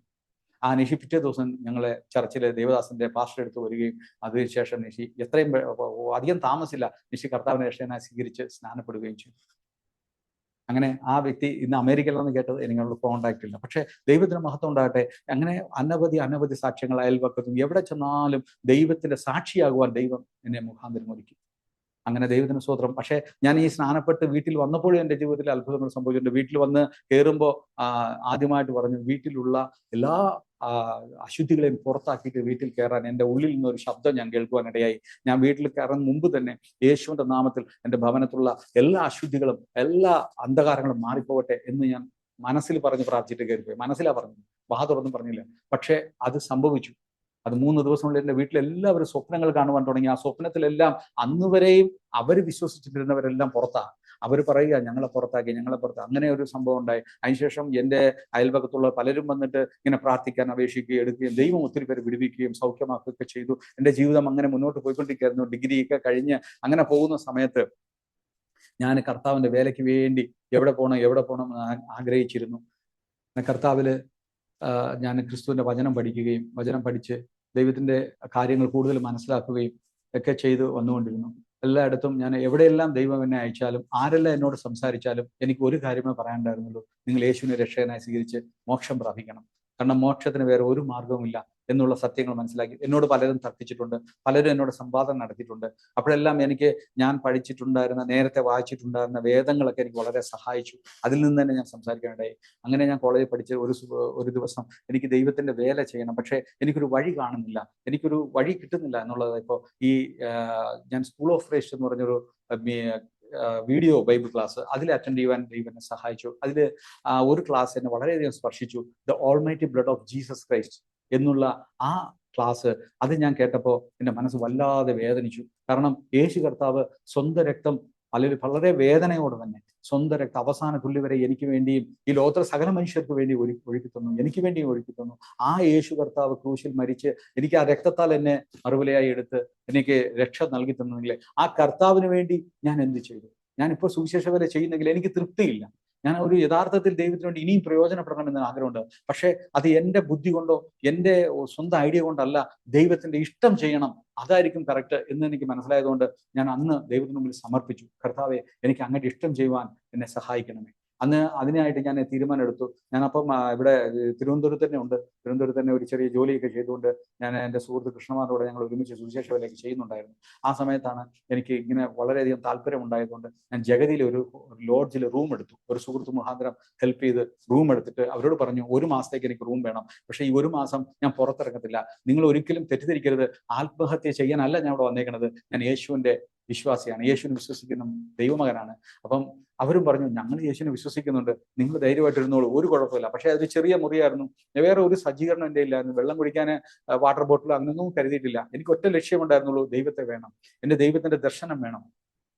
അങ്ങനെ ആഗ്രഹത്തോടെ ഞാൻ ആ ലോഡ്ജ് റൂമിൽ 1-ാം ദിവസം കഴിഞ്ഞുകൂടി. 1-ാം ദിവസം ഞാൻ സ്കൂൾ ഓഫ് റേസ്റ്റ് എടുത്ത നോട്ട്സ് എല്ലാം വായിക്കുകയും അതെല്ലാം പ്രാർത്ഥിക്കുകയും വായിക്കുകയും തുടർന്ന് പ്രാർത്ഥിക്കുകയും ദൈവത്തിന് പാട്ട് പാടുകയും അങ്ങനെ തന്നെ ദൈവത്തോട് തന്നെ സമയം ചെലവഴിച്ചു. അത് 1-ാം ദിവസം കഴിഞ്ഞ് 2-ാം ദിവസമായി ശക്തമായ വിശപ്പും ഭയങ്കരമായ ദാഹവും. ഞാൻ പൈപ്പിലെ വെള്ളമാണ് കുടിച്ചത്, അതെ, ചെറിയൊരു വാഷ് ബേസിൻ, ആ ബേസിനിലെ വെള്ളമാണ് കുടിച്ചത്. ഞാൻ ഒന്നും കരുതിയില്ലായിരുന്നു. അപ്പം വെള്ളം കുടിച്ചിട്ട് പിന്നെയും വന്നിരുന്നു. എനിക്ക് മുട്ടുകുത്തി നിൽക്കാൻ വയ്യ, എനിക്ക് കണ്ണ് അടഞ്ഞു പോകുന്നു, കാതിലെ ഒരു പ്രത്യേക ഒരു മൂളൽ സൗണ്ട് കേൾക്കുന്നു, വളരെയധികം ബുദ്ധിമുട്ടും അനുഭവിച്ചിട്ട് എന്നിട്ടും ഞാൻ മനസ്സിൽ ഒരു വൈരാഗ്യം ഉണ്ടായിരുന്നു. എനിക്ക് യേശുവിന്റെ ദർശനം വേണം. എനിക്ക് എല്ലാവരോടും കർത്താവ് സംസാരിക്കുന്നുണ്ടല്ലോ, സത്യമായി വിളിച്ചപേക്ഷിക്കുന്നവർക്ക് ദൈവം സമീപസ്ഥനാണല്ലോ, ദൈവം എൻ്റെ മേത്തും പലപ്പോഴും എന്നെ അഭിഷേകം ചെയ്തതല്ലേ, എനിക്കിനി പക്ഷേ ദൈവത്തിന്റെ ഒരു ശബ്ദം കേൾക്കണം, എനിക്ക് ദൈവത്തിന്റെ ഒരു വെളിപ്പാട് വേണം, എനിക്ക് മുന്നോട്ട് സുവിശേഷ വേല ചെയ്യണം. ആ ഒരു ആഗ്രഹത്തിൽ ഞാൻ മരിച്ചാലും കുഴപ്പമില്ല, ഈ ഭൂമി കിടന്ന് മരിക്കും, പക്ഷേ എനിക്ക് ദൈവത്തിന്റെ ശബ്ദം കേൾക്കാതെ ഞാൻ അവിടെ നിന്ന് പോകില്ല എന്നൊരു വൈരാഗ്യം പലപ്പോഴും മനസ്സിൽ ഭയങ്കര സംഘർഷം ഉണ്ടായി, ഭയങ്കര പോരാട്ടം ഉണ്ടായി. പൊയ്ക്കോ ഇല്ലെങ്കിൽ മരിച്ചു പോകുന്നൊക്കെ ആരോ എന്നോട് പറയുന്നുണ്ട്, എന്റെ സ്വയം ബുദ്ധി പറയുന്നുണ്ട്. പക്ഷെ അതിനെയൊക്കെ ഞാൻ തകർത്തു. അതിനെയൊക്കെ പറഞ്ഞു, മരിച്ച കുഴപ്പമില്ല, ദൈവസേനയിൽ പോകണം, എനിക്ക് ദൈവത്തിന് വേണ്ടി ജീവിക്കണം. ആ ഒരേ മനസ്സിൽ ഞാൻ അവിടെ ഇരുന്നു. അന്ന് ഉച്ച സമയം ഞാൻ വളരെ ക്ഷീണിതനായിട്ട് ആ കട്ടിലിൽ തന്നെ തലവെച്ച് തറയിൽ മുട്ടുകുത്തി ഞാൻ ഉറങ്ങിപ്പോയി, പ്രാർത്ഥിച്ച് ഉറങ്ങിപ്പോയി. അപ്പോൾ പെട്ടെന്ന് അന്ന് വരെ സംഭവിക്കാത്ത ഒരു അത്ഭുതം എൻ്റെ ജീവിതത്തിൽ സംഭവിച്ചു. ഒരു വൈദ്യുത മനുഷ്യനെ പോലെ ഒരു വൈദ്യുതിയാണ്, മൊത്തം വൈദ്യുതി എന്ന് വെച്ചാൽ ഇലക്ട്രിക് എനിക്ക് അങ്ങനെ പറയാൻ കഴിയുന്നു. അത് എൻ്റെ ശരീരത്തിലേക്ക് ഇങ്ങനെ പെനിട്രേറ്റ് ചെയ്ത് എൻ്റെ ശരീരത്തിന്റെ അകത്തേക്ക് ഇങ്ങനെ പതുക്കെ പതുക്കെ പതുക്കെ ഒരു പ്രത്യേക ഒരു മോഷൻ, പ്രത്യേക ഒരു മൂവ്മെന്റിലൂടെ ചലിച്ചകത്ത് പ്രവേശിക്കുന്നതായിട്ട് ഞാൻ കണ്ടു. വളരെ എനിക്ക് ഒരു പരിധി കഴിഞ്ഞപ്പോൾ എനിക്ക് താങ്ങാൻ കഴിയുന്നില്ല. അപ്പൊ എനിക്ക് മനസ്സിലായി ദൈവത്തിന്റെ ശക്തി എന്നിൽ പ്രവേശിക്കുകയാണെന്ന് മനസ്സിലായി. ഞാൻ അപ്പോൾ പറഞ്ഞ, കർത്താവേ എനിക്ക് മതി, കർത്താവേ മതി എന്ന് പറയുവാൻ അത്രത്തോളം ഒരു പ്രത്യേക വേദന പോലെ എനിക്ക് തോന്നി, ഒരു ഭാരം പോലെ താങ്ങാൻ പറ്റുന്നില്ല. അപ്പോഴത്തേക്ക് ആ സെക്കൻഡ് തന്നെ പതുക്കെ അത് വിഡ്രോ ചെയ്തു. പക്ഷെ ഞാൻ കണ്ണു തുറന്ന് നോക്കുമ്പോൾ വീണ്ടും ഞാൻ അന്ന് കണ്ട വിഷൻ പോലെ വിഷൻ കാണുവാൻ തുടങ്ങി. ഞാൻ കണ്ട വിഷൻ എന്ന് പറഞ്ഞാൽ വലിയ കാടുകള്, മലകള്, അതിന്റെ ആ ഉൾപ്രദേശങ്ങളിലാണ് എനിക്ക് പോകേണ്ട സ്ഥലം. ഇപ്പൊ എൻ്റെ ഉള്ളിൽ ഒരു ശബ്ദം ഞാൻ കേട്ടു, ജമ്മു കാശ്മീർ എന്നൊരു ശബ്ദം ഞാൻ കേട്ടു. അപ്പോൾ ആ കാടും മലയും ഇതെല്ലാം ജമ്മു കാശ്മീരാണ് എനിക്ക് ദൈവം കാണിച്ചു തന്നത്. ഉടനെ ഞാൻ മനസ്സിലായി, എൻ്റെ ദൈവം എന്നോട് സംസാരിച്ചു കഴിഞ്ഞു, ഞാൻ എവിടെ പോകണമെന്ന് ദൈവം എനിക്ക് വെളിപ്പെടുത്തി കഴിഞ്ഞു. അന്ന് തന്നെ ഞാൻ എൻ്റെ സുഹൃത്ത് ഒരു ഡോക്ടർ സുന്ദർ സിംഗ്, അപ്പം ലുധിയാനയിൽ പഠിക്കുകയായിരുന്നു, എൻ്റെ സുഹൃത്താണ്. അദ്ദേഹത്തോട് ഞാൻ വിളിച്ചു പറഞ്ഞു, എനിക്ക് നോർത്ത് ഇന്ത്യയിലേക്കാണ് സുവിശേഷ വേല, ഞാൻ അങ്ങോട്ട് വരിക. അപ്പോഴത്തേക്കും അദ്ദേഹം പറഞ്ഞു, നേരെ ഇങ്ങോട്ട് പോന്നോളൂ. അപ്പോൾ അദ്ദേഹം ആയിരിക്കുന്ന ലുധിയാനയിലെ ആ ഹോസ്പിറ്റലിലെ മെഡിക്കൽ കോളേജിലെ അവിടെ തന്നെ ഈ മിഷൻ വർക്ക് ചെയ്യുന്ന ഡോക്ടേഴ്സ് ഉണ്ടായിരുന്നു. നേരെ ഞാൻ അവിടെ ചെല്ലുവാനിടയായി. വീട്ടുകാരോട് അപ്പം ചോദിച്ചില്ല, പറഞ്ഞില്ല. വീട്ടുകാരോട് ചോദിച്ചാൽ അവരെല്ലാം തടസ്സമില്ല. ഞാൻ എന്നൊക്കെ അവരോടൊക്കെ ചോദിക്കുമ്പോൾ അതെല്ലാം എൻ്റെ ജീവിതത്തിൽ തടസ്സമായിട്ടുള്ളൂ. പക്ഷേ ദൈവവേലയ്ക്ക് വേണ്ടി സമർപ്പിച്ചപ്പോൾ എനിക്ക് ദൈവത്തോട് മാത്രമേ ചോദിക്കാനുണ്ടായിരുന്നു. ഞാൻ ദൈവത്തോട് ചോദിച്ചു, കർത്താവിനോട് എനിക്ക് ഉത്തരം തന്നു. ഞാൻ ടിക്കറ്റ് എടുത്ത്, കയ്യിലുണ്ടായിരുന്ന പൈസക്ക് ടിക്കറ്റ് എടുത്തങ്ങ് പോയി. ഒന്നും നോക്കിയില്ല, ഇടവും വലവും നോക്കാൻ എനിക്കില്ല. എനിക്ക് ദൈവം മാത്രമേ, എൻ്റെ കർത്താവുണ്ട്. അവിടെ ചെന്നപ്പോൾ അവിടെ 2-3 ദിവസം അവിടെ താമസിക്കാനിടെ അവരോട് ഞാൻ പറഞ്ഞു, എനിക്ക് സുവിശേഷ വേല നോർത്ത് ഇന്ത്യയിൽ ചെയ്യാനാണ് ദൈവത്തിന്റെ വിളി. പക്ഷെ കൂടുതലൊന്നും അവരെന്നോട് സംസാരിച്ചില്ല. ഞാൻ ജമ്മു കാശ്മീരിനെ കുറിച്ച് അവരോട് പറഞ്ഞിട്ടില്ല. ദൈവം അങ്ങനെ പറയാനൊരു ചാൻസ് തന്നില്ല. പക്ഷേ എന്നെ അവരുടെ വായിൽ തന്നെ, ആ ഡോക്ടറുടെ തന്നെ പറയുവാനിടയായി, ഹല്ലേലൂയ, ജമ്മു കാശ്മീരിൽ ഒരു വേലക്കാരൻ ആവശ്യമുണ്ട്, പോകാമോ? അപ്പോഴെൻ്റെ മനസ്സിൽ ഞാൻ വളരെ സന്തോഷവാനായി. ഇത് ദൈവത്തിന്റെ പ്രവൃത്തിയാണ്. കാരണം ദൈവം എവിടത്തേക്കാണോ എന്നെ അയക്കാൻ ആഗ്രഹിച്ചത്, ഏത് ദർശനമാണോ എന്നെ കാണിച്ചത്, ആ സ്ഥലത്തേക്ക് തന്നെ ദൈവം എന്നെ അയക്കുവാനിടയായി. ഞാൻ ജമ്മു കാശ്മീരിൽ ആദ്യമായിട്ട് ചെന്ന സമയത്ത് രാംനഗർ എന്നൊരു സ്ഥലത്താണ് ചെന്നത്. ജമ്മുവിലാണ്. അവിടെ രാംനഗറിൽ ഒരു സുവിശേഷ ഒരു വേലക്കാരായിട്ടുള്ള ദേവദാസന്റെ അടുത്തേക്കാണ് ഞാൻ പോയത്. ഞാൻ അവിടെ ചെല്ലും മുമ്പ് തന്നെ അവിടെ ഉണ്ടായിരുന്ന ചില വിശ്വാസികൾ എന്നെ സ്വപ്നം കാണുവാൻ ദൈവം ഇടയാക്കി. അത് ഞാൻ അവിടെ ചെന്നതിന് ശേഷം അവർ വന്ന് പറയുവാണേ, പാസ്റ്റർ, നിങ്ങളെ ഞങ്ങൾ സ്വപ്നത്തിൽ കണ്ടു, ഞങ്ങൾ കണ്ടായിരുന്നു, ഇതേപോലെ കസേര ഇരിക്കുന്ന കണ്ടു. അപ്പോഴത്തെല്ലാം ഒരു തെളിവാണ് എന്നെ ദൈവം മുന്നമേ കണ്ട് എന്നെ അയച്ചതെന്നുള്ള തെളിവ് എനിക്ക് പ്രൂഫ് തരികയായിരുന്നു. അവിടെ ദൈവം ഒത്തിരി ദൈവവേല ചെയ്യുവാൻ എന്നെ സഹായിച്ചു. അവിടെ എൻ്റെ ജീവിതത്തിൽ വലിയ അത്ഭുതങ്ങളുടെ ദിവസങ്ങളായിരുന്നു അത്. ഞാൻ എൻ്റെ ജീവിതത്തിലെ 1-2 കാര്യങ്ങൾ പറയാം. അത് 12 വയസ്സുള്ള ഒരു കുട്ടി, 12 വയസ്സ് വരെ താൻ സംസാരിച്ചിട്ടില്ല. ആ കുട്ടിക്ക് വേണ്ടി പ്രാർത്ഥിക്കാൻ ദൈവം കൃപ തന്നു. ആ കുട്ടിക്ക് വേണ്ടി പ്രാർത്ഥിക്കുന്ന തലേ ദിവസം ഞാൻ ദൈവത്തോട് ഇതുപോലെ നിലവിളിച്ച് രാത്രി പ്രാർത്ഥിച്ചിട്ടാണ് പോയത്. അന്നും എനിക്ക് ഈ വൈദ്യുതികമായ ഈ ശക്തി എനിക്ക് കൂടെ ദൈവം എനർജി തന്നുകൊണ്ടേയിരിക്കും. അന്ന് എനിക്ക് ലഭിച്ചിരുന്നു. ആ ദൈവത്തിന് മഹത്വമാകട്ടെ. ഇത് പുറത്തൊന്നും അപ്പോൾ ആരോടും ഞാൻ പറയാറില്ല. അപ്പോൾ ഞാൻ അവിടെ ചെന്ന് പ്രാർത്ഥിച്ച സമയത്ത് ആ 12 വയസ്സുള്ള ആ കുട്ടി സംസാരിക്കാൻ തുടങ്ങി. ഊമനായിരുന്ന കുട്ടി സംസാരിച്ചു. ദൈവത്തിന്റെ അത്ഭുതം ഞാൻ കണ്ടു. അതേ സമയത്ത് തന്നെ ആ കുട്ടി സംസാരിക്കാൻ തുടങ്ങിയപ്പോൾ തന്നെ ആ കുട്ടിയുടെ അമ്മയുടെ മേലെ ഒരു പിശാച് വെളിപ്പെട്ടു.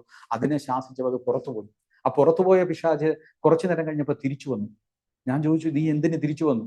അപ്പോൾ ആ പിശാച് ഇപ്രകാരം പറഞ്ഞു, ഞാൻ എവിടെയാ പോകേണ്ടത്?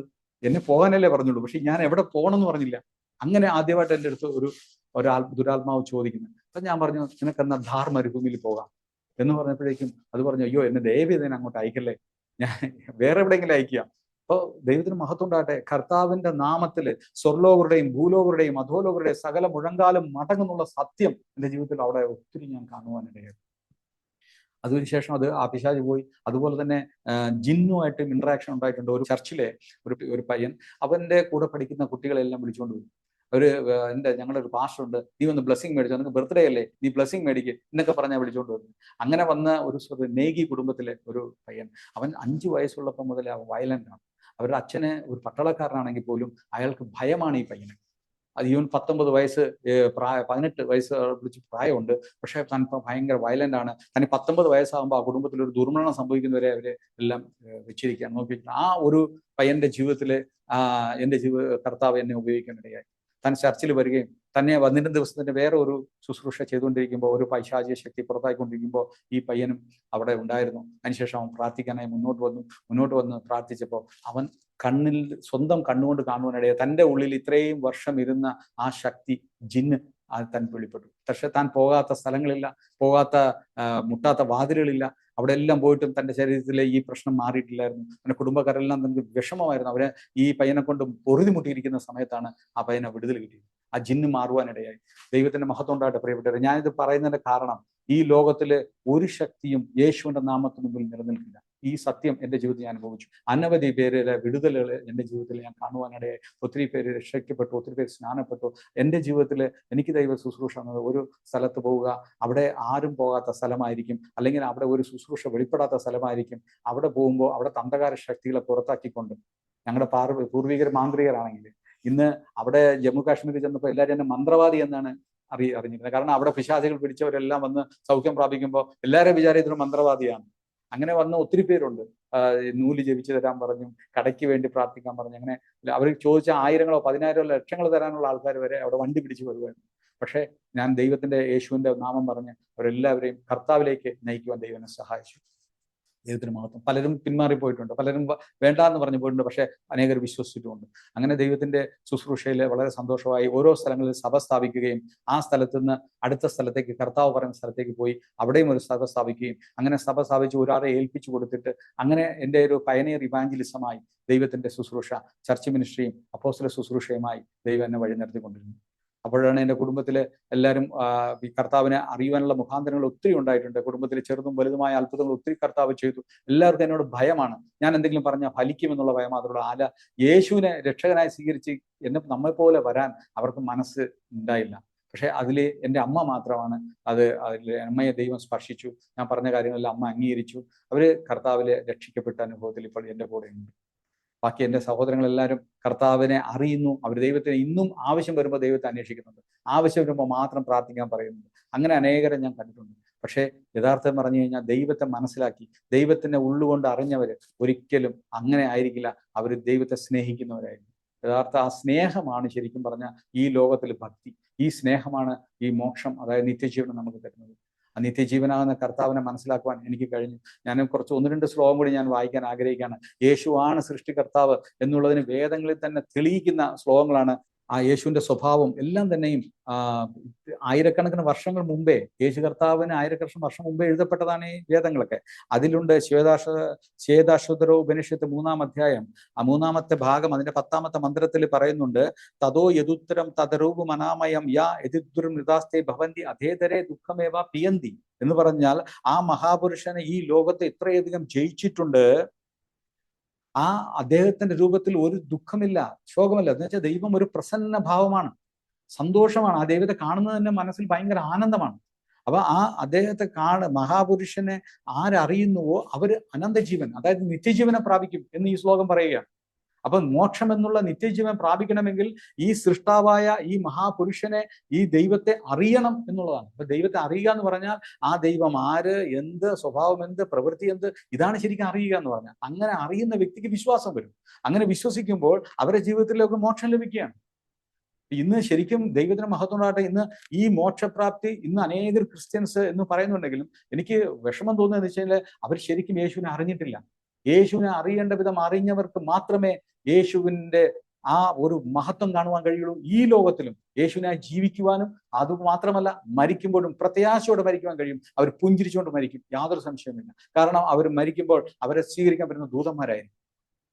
അത് സത്യമാണ്. അങ്ങനെ ദൈവത്തിന്റെ മഹത്വമേറിയ അനുഭവങ്ങൾ എൻ്റെ ജീവിതത്തിൽ ഉണ്ടായി. അവനെ ഓരോ സ്ഥലത്തു നിന്ന് അങ്ങനെ മാറി ജമ്മു കാശ്മീരിൽ 2-3 ഇടങ്ങളിൽ സഭ സ്ഥാപിക്കുവാനും, അതിനുശേഷം മീററ്റില് ഒരു ശുശ്രൂഷയ്ക്ക് കടന്നു വരുമ്പോഴും അവിടെയും ദൈവം അത്ഭുതങ്ങളെ ചെയ്തു. വളരെയധികം പൈശാചിക ബാധയുള്ളവരെയൊക്കെ ദൈവം വിടിവിക്കാൻ ദൈവം എന്നെ ഉപയോഗിച്ചു. ദൈവത്തിന് മഹത്വം ഉണ്ടാകട്ടെ. അങ്ങനെ ഓരോ സ്ഥലത്തും അത്ഭുതങ്ങളും അടയാളങ്ങളിലൂടെ ദൈവം സഭകളെ സ്ഥാപിക്കുവാൻ, ആത്മാക്കളെ രക്ഷിക്കുവാൻ, മരണകരമായ അനുഭവത്തിൽ കിടക്കുന്നവർ, മരിച്ചു പോകുന്ന വിധി എഴുതപ്പെട്ട ക്യാൻസർ രോഗികൾ പോലും സൗഖ്യം പ്രാപിക്കുവാൻ ദൈവം സഹായിച്ചു. അങ്ങനെ ദൈവത്തിന്റെ ശുശ്രൂഷയിൽ കർത്താവിന്റെ കൃപയിൽ മുന്നോട്ടായിക്കൊണ്ടിരിക്കുന്നു. ഇപ്പോഴും പല സ്ഥലങ്ങളിലും നോർത്ത് ഇന്ത്യയിലും അതുപോലെ അണ്ടമാനിലും പല സ്ഥലങ്ങളിൽ ശുശ്രൂഷ ചെയ്തുകൊണ്ടിരിക്കുന്നു. കർത്താവിന്റെ വേലയിലായിരിക്കുന്നു. ഇനിയും ദൈവത്തിന്റെ ഒരു പ്രത്യേക ഒരു കാലഘട്ടത്തിലാണ് നമ്മളിപ്പോൾ ആയിരിക്കുന്നത്. കർത്താവിന്റെ വരവ് ഏറ്റവും അടുത്തുകൊണ്ടിരിക്കുന്നത് എല്ലാവർക്കും അറിയാം. പക്ഷേ ദൈവാത്മാവ് ഈ നാളുകളിൽ എന്നോട് പറയുന്നത് ഒരുങ്ങണം എന്നുള്ള ഒരു അനുഭവമാണ്. എല്ലാവരും ഒരുങ്ങണം എന്ന് പറയുന്നു. ഒരുക്കം എന്ന് പറഞ്ഞു കഴിഞ്ഞാൽ, നമ്മളിപ്പോ ഒരു യാത്രയ്ക്ക് പോകണമെങ്കിൽ ഒരു നമ്മൾ എല്ലാ കാര്യങ്ങളും റെഡിയാക്കി വെക്കും. തലേ ദിവസം തന്നെ സോപ്പ്, ചീപ്പ്, കണ്ണാടി, സകലത്തര ഡ്രസ്സസ് എല്ലാം ബാഗ് ചെയ്ത് എടുത്തു വെച്ച് നമ്മൾ ബസ് വരുന്ന അല്ലെങ്കിൽ ട്രെയിൻ വരുന്നതിന് അല്ലെങ്കിൽ ഫ്ലൈറ്റ് പിടിക്കുന്ന നേരത്തെ തന്നെ പോയി അവിടെ നമ്മൾ നിൽക്കുകയും ഒക്കെ ചെയ്യും. പക്ഷെ ദൈവത്തിന്റെ കർത്താവിന്റെ വരവ് ആയി എന്ന് പറഞ്ഞാലും ഈ പറയുന്നതല്ലാതെ ദൈവജനം ഒരുക്കം വളരെ കുറവാണെന്നുള്ളതാണ്. ഒരുക്കം എന്ന് പറയുമ്പോൾ ദൈവം ആഗ്രഹിക്കുന്ന ശുദ്ധീകരണം സഭകളിൽ നടക്കണമെന്ന് ദൈവാത്മാവ് നാളിൽ ശക്തമായി പറഞ്ഞുകൊണ്ടിരിക്കുകയാണ്. ശുദ്ധീകരണം നടത്തി ദൈവത്തിന്റെ വലിയൊരു ഉണർവ് ലോകം മുഴുവനും വരാൻ പോകുന്ന ഒരു കാലഘട്ടമാണിത്. അതിനുവേണ്ടി ഇന്നാളുകളിൽ ഞാൻ പ്രാർത്ഥിച്ചുകൊണ്ടിരിക്കുക. കർത്താവ് എനിക്കൊരു വാഗ്ദത്തം തന്നിട്ടുണ്ട്. കർത്താവിന് വേണ്ടി അന്ത്യകാല ശുശ്രൂഷയിലെ ഏറ്റവും ശക്തിയോടെ അനവധി ആത്മാക്കളെ സത്യത്തിലേക്ക് കൊണ്ടുവരുവാൻ, ദൈവത്തിന്റെ ആ സന്നിധിയിലേക്ക് നരകത്തിൽ നിന്ന് രക്ഷിക്കുവാൻ ദൈവനെ ഉപയോഗിക്കുമെന്നുള്ള വാഗ്ദത്തമുണ്ട്. ആ വാഗ്ദത്തത്തിന് വേണ്ടി ഞാൻ എന്നെ തന്നെ സമർപ്പിച്ചു കൊടുത്ത് പ്രാർത്ഥിച്ചുകൊണ്ടിരിക്കുകയാണ്. ഈ അവസരത്തിൽ എനിക്ക് പറയാനുള്ളത് ദൈവദാസനും ആ ശുശ്രൂഷയുടെ ഭാഗത്താണ്. അത് കാണുമ്പോൾ കേൾക്കുമ്പോൾ എനിക്ക് വളരെ സന്തോഷമുണ്ട്. ഇങ്ങനെ ഒരു മുഖാന്തരം ഒരുക്കി തന്നെ ഞാൻ നന്ദി പറയുന്നു. കർത്താവ് ഇനിയും ദേവദാസനെ സമൃദ്ധമായി അനുഗ്രഹിക്കട്ടെ, ഉപയോഗിക്കട്ടെ. എൻ്റെ ഈ സാക്ഷ്യം കേൾക്കുന്ന മുഖാന്തരം അല്ലെങ്കിൽ ആർക്കെങ്കിലും എന്തെങ്കിലും സംശയം ഉണ്ടെങ്കിൽ അവർക്ക് ഞാൻ തീർച്ചയായിട്ടും മറുപടി പറയും. അവർ എന്ത് വിഷയങ്ങളെ പ്രാർത്ഥന വിഷയമാണെങ്കിലും പ്രാർത്ഥിക്കാനും തയ്യാറാണ്. ദൈവം തീർച്ചയായിട്ടും ഇന്നുവരെ അത്ഭുതങ്ങളെ ചെയ്ത ദൈവം നിങ്ങളുടെ ജീവിതത്തിലും അത്ഭുതം ചെയ്യും എന്നെനിക്ക് പൂർണ്ണ വിശ്വാസമുണ്ട്. അതുകൊണ്ട് എല്ലാവരെയും ഞാൻ എൻ്റെ സ്നേഹം അറിയിച്ചുകൊണ്ട് ദൈവത്തിലേക്ക് ക്ഷണിച്ചുകൊണ്ട്, കർത്താവിലേക്ക് ക്ഷണിച്ചുകൊണ്ട് ഈ അവസരം തന്ന ദൈവദാസനും പ്രത്യേക കർത്താവിനും നന്ദി പറഞ്ഞുകൊണ്ട് ഞാൻ എൻ്റെ വാക്കുകൾ ചുരുക്കുന്നു. ആമേൻ. സ്തോത്രം. വളരെ അനുഗ്രഹീതമായ ഒരു സാക്ഷ്യം കർത്താവിൻ്റെ ദാസൻ തൻ്റെ ജീവിതത്തിലൂടെ അനുഭവിച്ചറിഞ്ഞ അനുഭവം പങ്കുവയ്ക്കുവാൻ ദൈവം കൃപ ചെയ്തത് ഓർത്ത് ഞാൻ ദൈവത്തിന് സ്തോത്രം ചെയ്യുന്നു. മലയാളി അല്ലാത്ത ഒരു മലയാളി എന്ന് വേണമെങ്കിൽ പറയാം. കേരളത്തിൽ ജനിച്ചു വളർത്തപ്പെട്ട ഒരു തെലുങ്ക് കുടുംബത്തിലെ ഒരു അംഗം, സഹോദരങ്ങളെക്കാളൊക്കെ ഉപരിയായി ദാവീദിനെ ദൈവം തിരഞ്ഞെടുത്തതുപോലെ, ദാവീദിനെ അഭിഷേകം ചെയ്ത് ദൈവത്തിൻ്റെ ദാസനായി ദൈവം വേർതിരിച്ചതുപോലെ ദൈവം വേർതിരിച്ച ഒരു സ്നേഹിതൻ, ദൈവത്തിൻ്റെ സ്നേഹിതൻ എന്ന് വേണം. കർത്താവിൻ്റെ ദാസനെ പരദേവതകളിൽ നിന്നും പാരമ്പര്യത്തിൽ നിന്നും കുലദൈവങ്ങളിൽ നിന്നും ഒക്കെ വേർതിരിച്ച് ജീവനുള്ള ദൈവത്തെ ആരാധിക്കുവാൻ, ജീവനുള്ള ദൈവത്തിൻ്റെ സത്യസാക്ഷ്യം വഹിപ്പാൻ, അനേകർക്ക് കർത്താവിൻ്റെ ഒരു വഴികാട്ടിയായി, ഒരു ചൂണ്ടുപലകയായി, ഒരു വിളക്കായി, ഒരു പത്രമായി പ്രയോജനപ്പെടുവാൻ ദൈവം ഇന്ന് ഉപയോഗിക്കുന്നു എന്ന് അറിഞ്ഞതിൽ ഒത്തിരി സന്തോഷമുണ്ട്. പലപ്പോഴും നമ്മൾ ഇരുട്ടിലാണ് തപ്പിത്തടഞ്ഞ് ജീവിതം മുന്നോട്ട് നയിക്കുന്നത്. എന്നാൽ ആ ഇരുട്ടിനകത്ത് കൂടി നാം വെളിച്ചത്തിങ്കിലേക്ക് വരുവാൻ നമ്മുടെ ഹൃദയത്തിലൊരു ആഗ്രഹമുണ്ടെങ്കിൽ തീർച്ചയായിട്ടും ആ ഇരുട്ടിൽ നിന്ന് പുറത്തു വരാൻ ഒരു വഴി അവിടെ ഉണ്ട്. ആ വഴി അവിടെ തന്നെ ഉണ്ട്. ആ വഴിയിലൂടെ നമ്മൾ തിരിഞ്ഞു വരാൻ ശ്രമിക്കുന്നില്ല, ആഗ്രഹിക്കുന്നില്ല എന്നുള്ളതാണ് ഇന്ന് നമ്മൾ കണ്ടുവരുന്നത്. എന്നാൽ ആ ഇരുട്ടിനകത്ത് നമുക്ക് തുറക്കുവാൻ കഴിയുന്ന പല വാതിലുകളുമുണ്ട്. ആ വാതിൽ തുറക്കുമ്പോൾ നമുക്ക് വെളിച്ചം കാണുവാൻ കഴിയും. കർത്താവിൻ്റെ ദാസൻ അതേപോലെയുള്ള ഒരു പാരമ്പര്യത്തിൽ, അതുപോലെയുള്ള ഒരു ഇരുട്ടിൻ്റെ അനുഭവത്തിൽ തപ്പിത്തടഞ്ഞു. എന്നാൽ അവിടെ നിന്ന് പുറത്തേക്കുള്ള ഒരു വഴി തുറന്നു കിട്ടുവാൻ ഇടയായി തീർന്നു. ആ വാതിൽ കർത്താവായ യേശു ക്രിസ്തു ആകുന്ന ആ വാതിലിലൂടെ പുറത്ത് രക്ഷപ്പെടുവാൻ, പുറത്തു വരുവാൻ ഇടയായി തീർന്നു. ഇന്ന് അനേക പ്രിയപ്പെട്ടവരെ ആ വഴി കാണിച്ചു കൊടുക്കുന്ന, ആ നിത്യജീവന്റെ പാത കാണിച്ചു കൊടുക്കുന്ന ഒരു ഗൈഡായിട്ട് ദൈവം ഉപയോഗിക്കുന്നല്ലോ. കർത്താവ് അനുഗ്രഹിക്കട്ടെ. തീർച്ചയായിട്ടും ഈ സത്യത്തിൻ്റെ സാക്ഷ്യം അനേക പ്രിയപ്പെട്ടവർക്ക് ഒരു വഴിത്താരയായി മാറുമെന്നുള്ള കാര്യത്തിന് യാതൊരു സംശയവുമില്ല. ഞങ്ങൾ വിശ്വസിക്കുന്നു. അരോമ TV-യുടെ പ്രേക്ഷകരിൽ നിരവധി പേര് ഈ സാക്ഷ്യം കേട്ട ശേഷം നിങ്ങളുടെ ജീവിതത്തിൽ ഇത് അനുഗ്രഹമായി തീർന്നു, ഞങ്ങൾക്ക് ഇതൊരു വഴികാട്ടിയായി തീർന്നു, ഞങ്ങളുടെ ജീവിതത്തിൽ ഞങ്ങളുടെ കണ്ണ് തുറക്കുവാൻ മുഖാന്തരമായി തീർന്നു എന്ന് പറയുവാൻ ഇടയായി തീരട്ടെ എന്ന് ഞങ്ങൾ പ്രതീക്ഷിക്കുന്നു. എങ്കിൽ ഞങ്ങൾ ധന്യരായി ഈ ശുശ്രൂഷ കൊണ്ട്. തീർച്ചയായിട്ടും ഞങ്ങൾ നിങ്ങൾക്ക് വേണ്ടി പ്രാർത്ഥിക്കാം. നിങ്ങൾ ആഗ്രഹിക്കുന്നുവെങ്കിൽ തീർച്ചയായിട്ടും ഈ വിഷയത്തെക്കുറിച്ച് കൂടുതൽ മുന്നോട്ട് നിങ്ങൾ അറിയുവാൻ ആഗ്രഹിക്കുന്നെങ്കിൽ ഞങ്ങൾക്ക് നിങ്ങളെ സഹായിക്കുവാൻ, കൂടുതൽ കാര്യങ്ങൾ പറഞ്ഞു തരുവാൻ ഞങ്ങൾ സന്നദ്ധരാണ്. ഞങ്ങളെ നിങ്ങൾ വിളിച്ചാൽ മാത്രം മതി. ഞങ്ങളെ വിവരം അറിയിക്കുക. ഞങ്ങൾ നിങ്ങൾക്ക് വേണ്ടി പ്രാർത്ഥിക്കാം. കർത്താവ് നമ്മെ സഹായിക്കുമാറാകട്ടെ.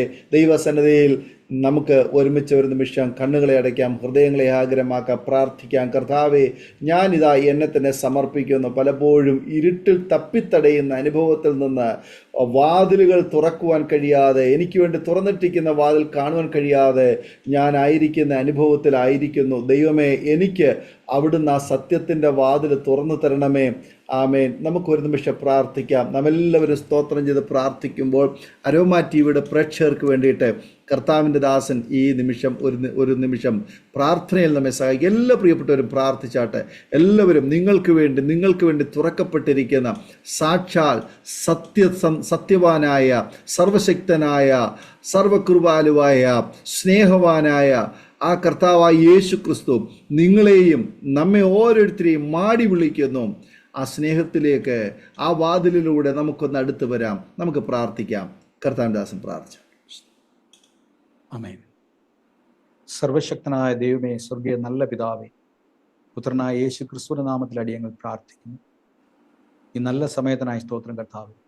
പ്രത്യേകാൽ ദൈവമേ, ഇന്നേ ദിവസം അങ്ങയുടെ സാക്ഷ്യമായി നിൽക്കുവാൻ, അങ്ങയുടെ സാക്ഷിയായി കർത്താവേ, ഹല്ലേലൂയ, കർത്താവിൻ്റെ നാമത്തെ മഹത്വപ്പെടുത്തുവാൻ അടിയനെ സഹായിച്ചതിനായി നന്ദി പറയുന്നു.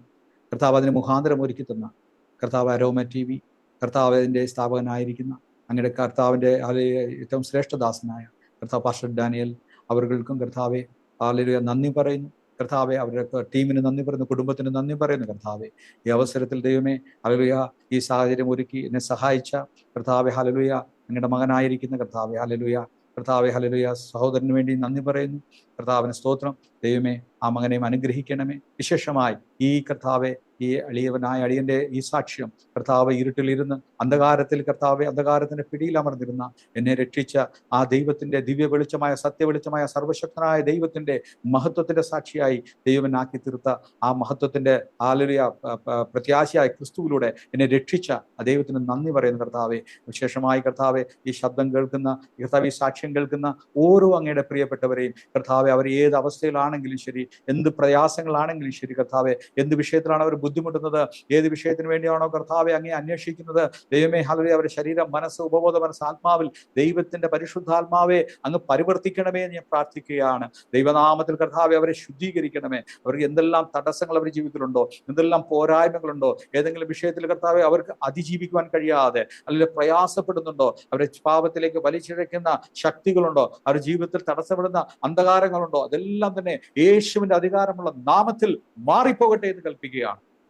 പിതാവിന്റെയും പുത്രന്റെയും പരിശുദ്ധാത്മാവിന്റെ നാമമായ സൈന്യങ്ങളുടെ ദൈവമായ യഹോവയുടെ നാമത്തിൽ കർത്താവെ, ഈ കർത്താവെ ശബ്ദം കേൾക്കുന്ന, ഈ സാക്ഷിയെ കേൾക്കുന്ന കർത്താവെ ഹല്ലേലൂയ അരോമ ടിവിയിലെ സകല പ്രേക്ഷകരെയും കർത്താവെ ഹല്ലേലൂയ ദൈവമേ അനുഗ്രഹിക്കണമേ എന്ന് പ്രാർത്ഥിക്കുന്നു. ദൈവമേ, അവരുടെ സകല നന്മകളാലും, സകല ഐശ്വര്യത്താലും, സകല അനുഗ്രഹങ്ങളാലും, ആത്മീകമായും ഭൗതികമായും സാമ്പത്തികമായും എല്ലാ തലങ്ങളിലും കർത്താവെ അനുഗ്രഹിച്ച് മാനിച്ച്, പ്രത്യേകാൽ കർത്താവെ എല്ലാവരും ആത്മാവിന്റെ കർത്താവെ പരിശുദ്ധാത്മാവിന്റെ അഭിഷേകത്താൽ നിറച്ച് ജീവനിൽ കർത്താവെ ഹല്ലേലൂയ എടുക്കപ്പെടുവാൻ, കർത്താവിന്റെ രണ്ടാമത്തെ മടങ്ങിവരവിൽ, രഹസ്യവരവിൽ കർത്താവ് എടുക്കപ്പെടുവാൻ യോഗ്യരാക്കി ഓരോരുത്തരെയും ഭൂമിയിൽ ജയാളികളായി നിലനിർത്തണമേ എന്ന് പ്രാർത്ഥിക്കുന്നു. കർത്താവെ ഹല്ലേലൂയ നന്ദിയോടെ ഞങ്ങൾ അങ്ങനെ സ്തുതിക്കുന്നു, വാഴ്ത്തുന്നു. ദൈവമേ, നിങ്ങളുടെ കൃപയ്ക്കായി സ്തോത്രം, കരുണയ്ക്കായി സ്തോത്രം. കർത്താവെ ഹല്ലേലൂയ വീണ്ടും കർത്താവെ ഇനിയും സാക്ഷ്യം പറയുവാൻ പോകുന്ന അനവധി കർത്താവെ അങ്ങയുടെ ദാസന്മാരും ദാസിമാരും ദൈവമക്കളും ഉണ്ടല്ലോ, അവരെല്ലാവരെയും അനുഗ്രഹിക്കണമേ. ഇതുവരെ വന്ന സാക്ഷ്യങ്ങളെ ഇനിയും അനുഗ്രഹിക്കണമേ. കർത്താവെ ഹല്ലേലൂയ കർത്താവിന്റെ വരവ് ഏറ്റവും അടുത്തുകൊണ്ടിരിക്കുന്ന കർത്താവ് ഈ കാലയളവിൽ ദൈവമേ എല്ലാവരും ദൈവത്തിന്റെ സത്യത്തെ തിരിച്ചറിയുവാൻ, സത്യ വെളിച്ചത്തെ മനസ്സിലാക്കി ആ വെളിച്ചത്തിലേക്ക് വരുവാൻ, കർത്താവെ നിത്യരക്ഷ പ്രാപിക്കുവാൻ എല്ലാ മനുഷ്യരെയും, സകല ജാതി മതസ്ഥരെയും, സകല രാജ്യക്കാരെയും സഹായിക്കണമേ എന്ന് പ്രാർത്ഥിക്കുന്നു. പിതാവേ, അങ്ങയുടെ നാമം എപ്പോഴും മഹത്വപ്പെടട്ടെ. അങ്ങയുടെ ഹിതം സ്വർഗത്തിലെ പോലെ ഞങ്ങളുടെ ജീവിതത്തിൽ ഈ ഭൂമിയിലും ആകട്ടെ. കർത്താവെ, എല്ലാവരുടെ ജീവിതത്തിൽ ദൈവപ്രവൃത്തി വെളിപ്പെട്ട് വരട്ടെ, എല്ലാ നന്മകളാലും നിറയപ്പെടട്ടെ. പ്രാർത്ഥന കേട്ടുകൊണ്ട് സ്തോത്രം, അനുഗ്രഹിച്ചതിന് നന്ദി. യേശു ക്രിസ്തുവിന്റെ ധന്യനാമത്തിന്റെ ജീവനുള്ള സ്വർഗ്ഗ നല്ല പിതാവേ. ആമേൻ, ആമേൻ, ആമേൻ, ആമേൻ. വളരെ നന്ദി. കർത്താവിൻ്റെ ദാസൻ ഇത്രത്തോളം സമയം അനുഗ്രഹിക്കപ്പെട്ട ജീവിതാനുഭവവും സാക്ഷ്യവും പങ്കുവയ്ക്കുവാൻ അരോമ ടിവിയുടെ പ്രേക്ഷകരോടൊപ്പം സമയം വേർതിരിച്ചതിന് കർത്താവിൻ്റെ ദാസനോട് കുടുംബത്തോട് പ്രത്യേകം നന്ദി അറിയിക്കുന്നു. ദൈവമായി കർത്താവ് ധാരാളം അനുഗ്രഹിക്കുമാറാകട്ടെ. അതുപോലെ തന്നെ ഞങ്ങളെ കേട്ടുകൊണ്ടിരുന്ന മാന്യ പ്രേക്ഷകരുള്ളതായ നന്ദി സ്നേഹം അറിയിക്കുന്നു. ഈ സാക്ഷ്യം നിങ്ങൾക്ക് അനുഗ്രഹമായി തീർന്നു എന്ന് ഞങ്ങൾ പൂർണ്ണമായി വിശ്വസിക്കുകയാണ്. തീർച്ചയായിട്ടും നിങ്ങളുടെ സുഹൃത്തുക്കൾക്ക് പ്രിയപ്പെട്ടവർക്ക് ഷെയർ ചെയ്ത് കൊടുക്കൂ. അവരും കേൾക്കട്ടെ, അനുഗ്രഹിക്കട്ടെ. നിങ്ങളുടെ വിലയേറിയ അഭിപ്രായങ്ങളും നിർദ്ദേശങ്ങളും കമൻറ്റ് ബോക്സിൽ നിങ്ങൾക്ക് രേഖപ്പെടുത്താവുന്നതാണ്. അതുപോലെ തന്നെ ഒരു പ്രാർത്ഥനാ വിഷയമുണ്ടെങ്കിൽ, അതെല്ലാം ഞങ്ങളുമായി ബന്ധപ്പെടുവാൻ ആഗ്രഹിക്കുന്നെങ്കിൽ സ്ക്രീനിൽ കാണുന്ന വാട്സപ്പ് നമ്പറിൽ ഞങ്ങളെ വിവരം അറിയിക്കൂ. ഞങ്ങൾ നിങ്ങൾക്ക് വേണ്ടി പ്രാർത്ഥിക്കാം. അടുത്ത അനുഗ്രഹിക്കപ്പെട്ടൊരു സാക്ഷ്യമായി വീണ്ടും കാണുമ്പോഴേയും എല്ലാ പ്രിയപ്പെട്ടവർക്കും good bye. God bless you all. Amen. ഓർമ്മയുടെ മനോരഥത്തിൽ മായാത്ത ഓർമ്മയ്ക്കായി അരോമ മാട്രിമോണിയിൽ നിന്നും ജീവിത പങ്കാളിയെ കണ്ടെത്തൂ. നിങ്ങൾ ഒരു ക്രിസ്തീയ ജീവിത പങ്കാളിയെ അന്വേഷിക്കുകയാണോ? അതോ മക്കൾക്ക് അനുയോജ്യമായ ഒരു തക്ക തുണയ്ക്ക് വേണ്ടി പ്രാർത്ഥിക്കുന്ന വ്യക്തിയാണോ? എങ്കിൽ അരോമ മാട്രിമോണി നിങ്ങൾക്ക് വേണ്ടിയാണ്. ഇന്നു തന്നെ സൗജന്യമായി രജിസ്റ്റർ ചെയ്യൂ. അരോമ മാട്രിമോണിയുടെ പ്രത്യേകതകൾ: രജിസ്ട്രേഷൻ തികച്ചും സൗജന്യം. ലോകത്തെവിടെയുമുള്ള അനുയോജ്യമായ ക്രിസ്തീയ ജീവിത പങ്കാളിയെ തിരഞ്ഞെടുക്കാം. വിവാഹം നടക്കുന്നതുവരെ സർവീസ് ലഭിക്കുന്നു. ഏറ്റവും ചെറിയ പാക്കേജുകളും തിരഞ്ഞെടുക്കാം. അരോമ മാട്രിമോണി നിങ്ങൾക്കായി ഒരുക്കുന്നു വിവാഹം പരമാനന്ദം. Email aroma matrimony2020@gmail.com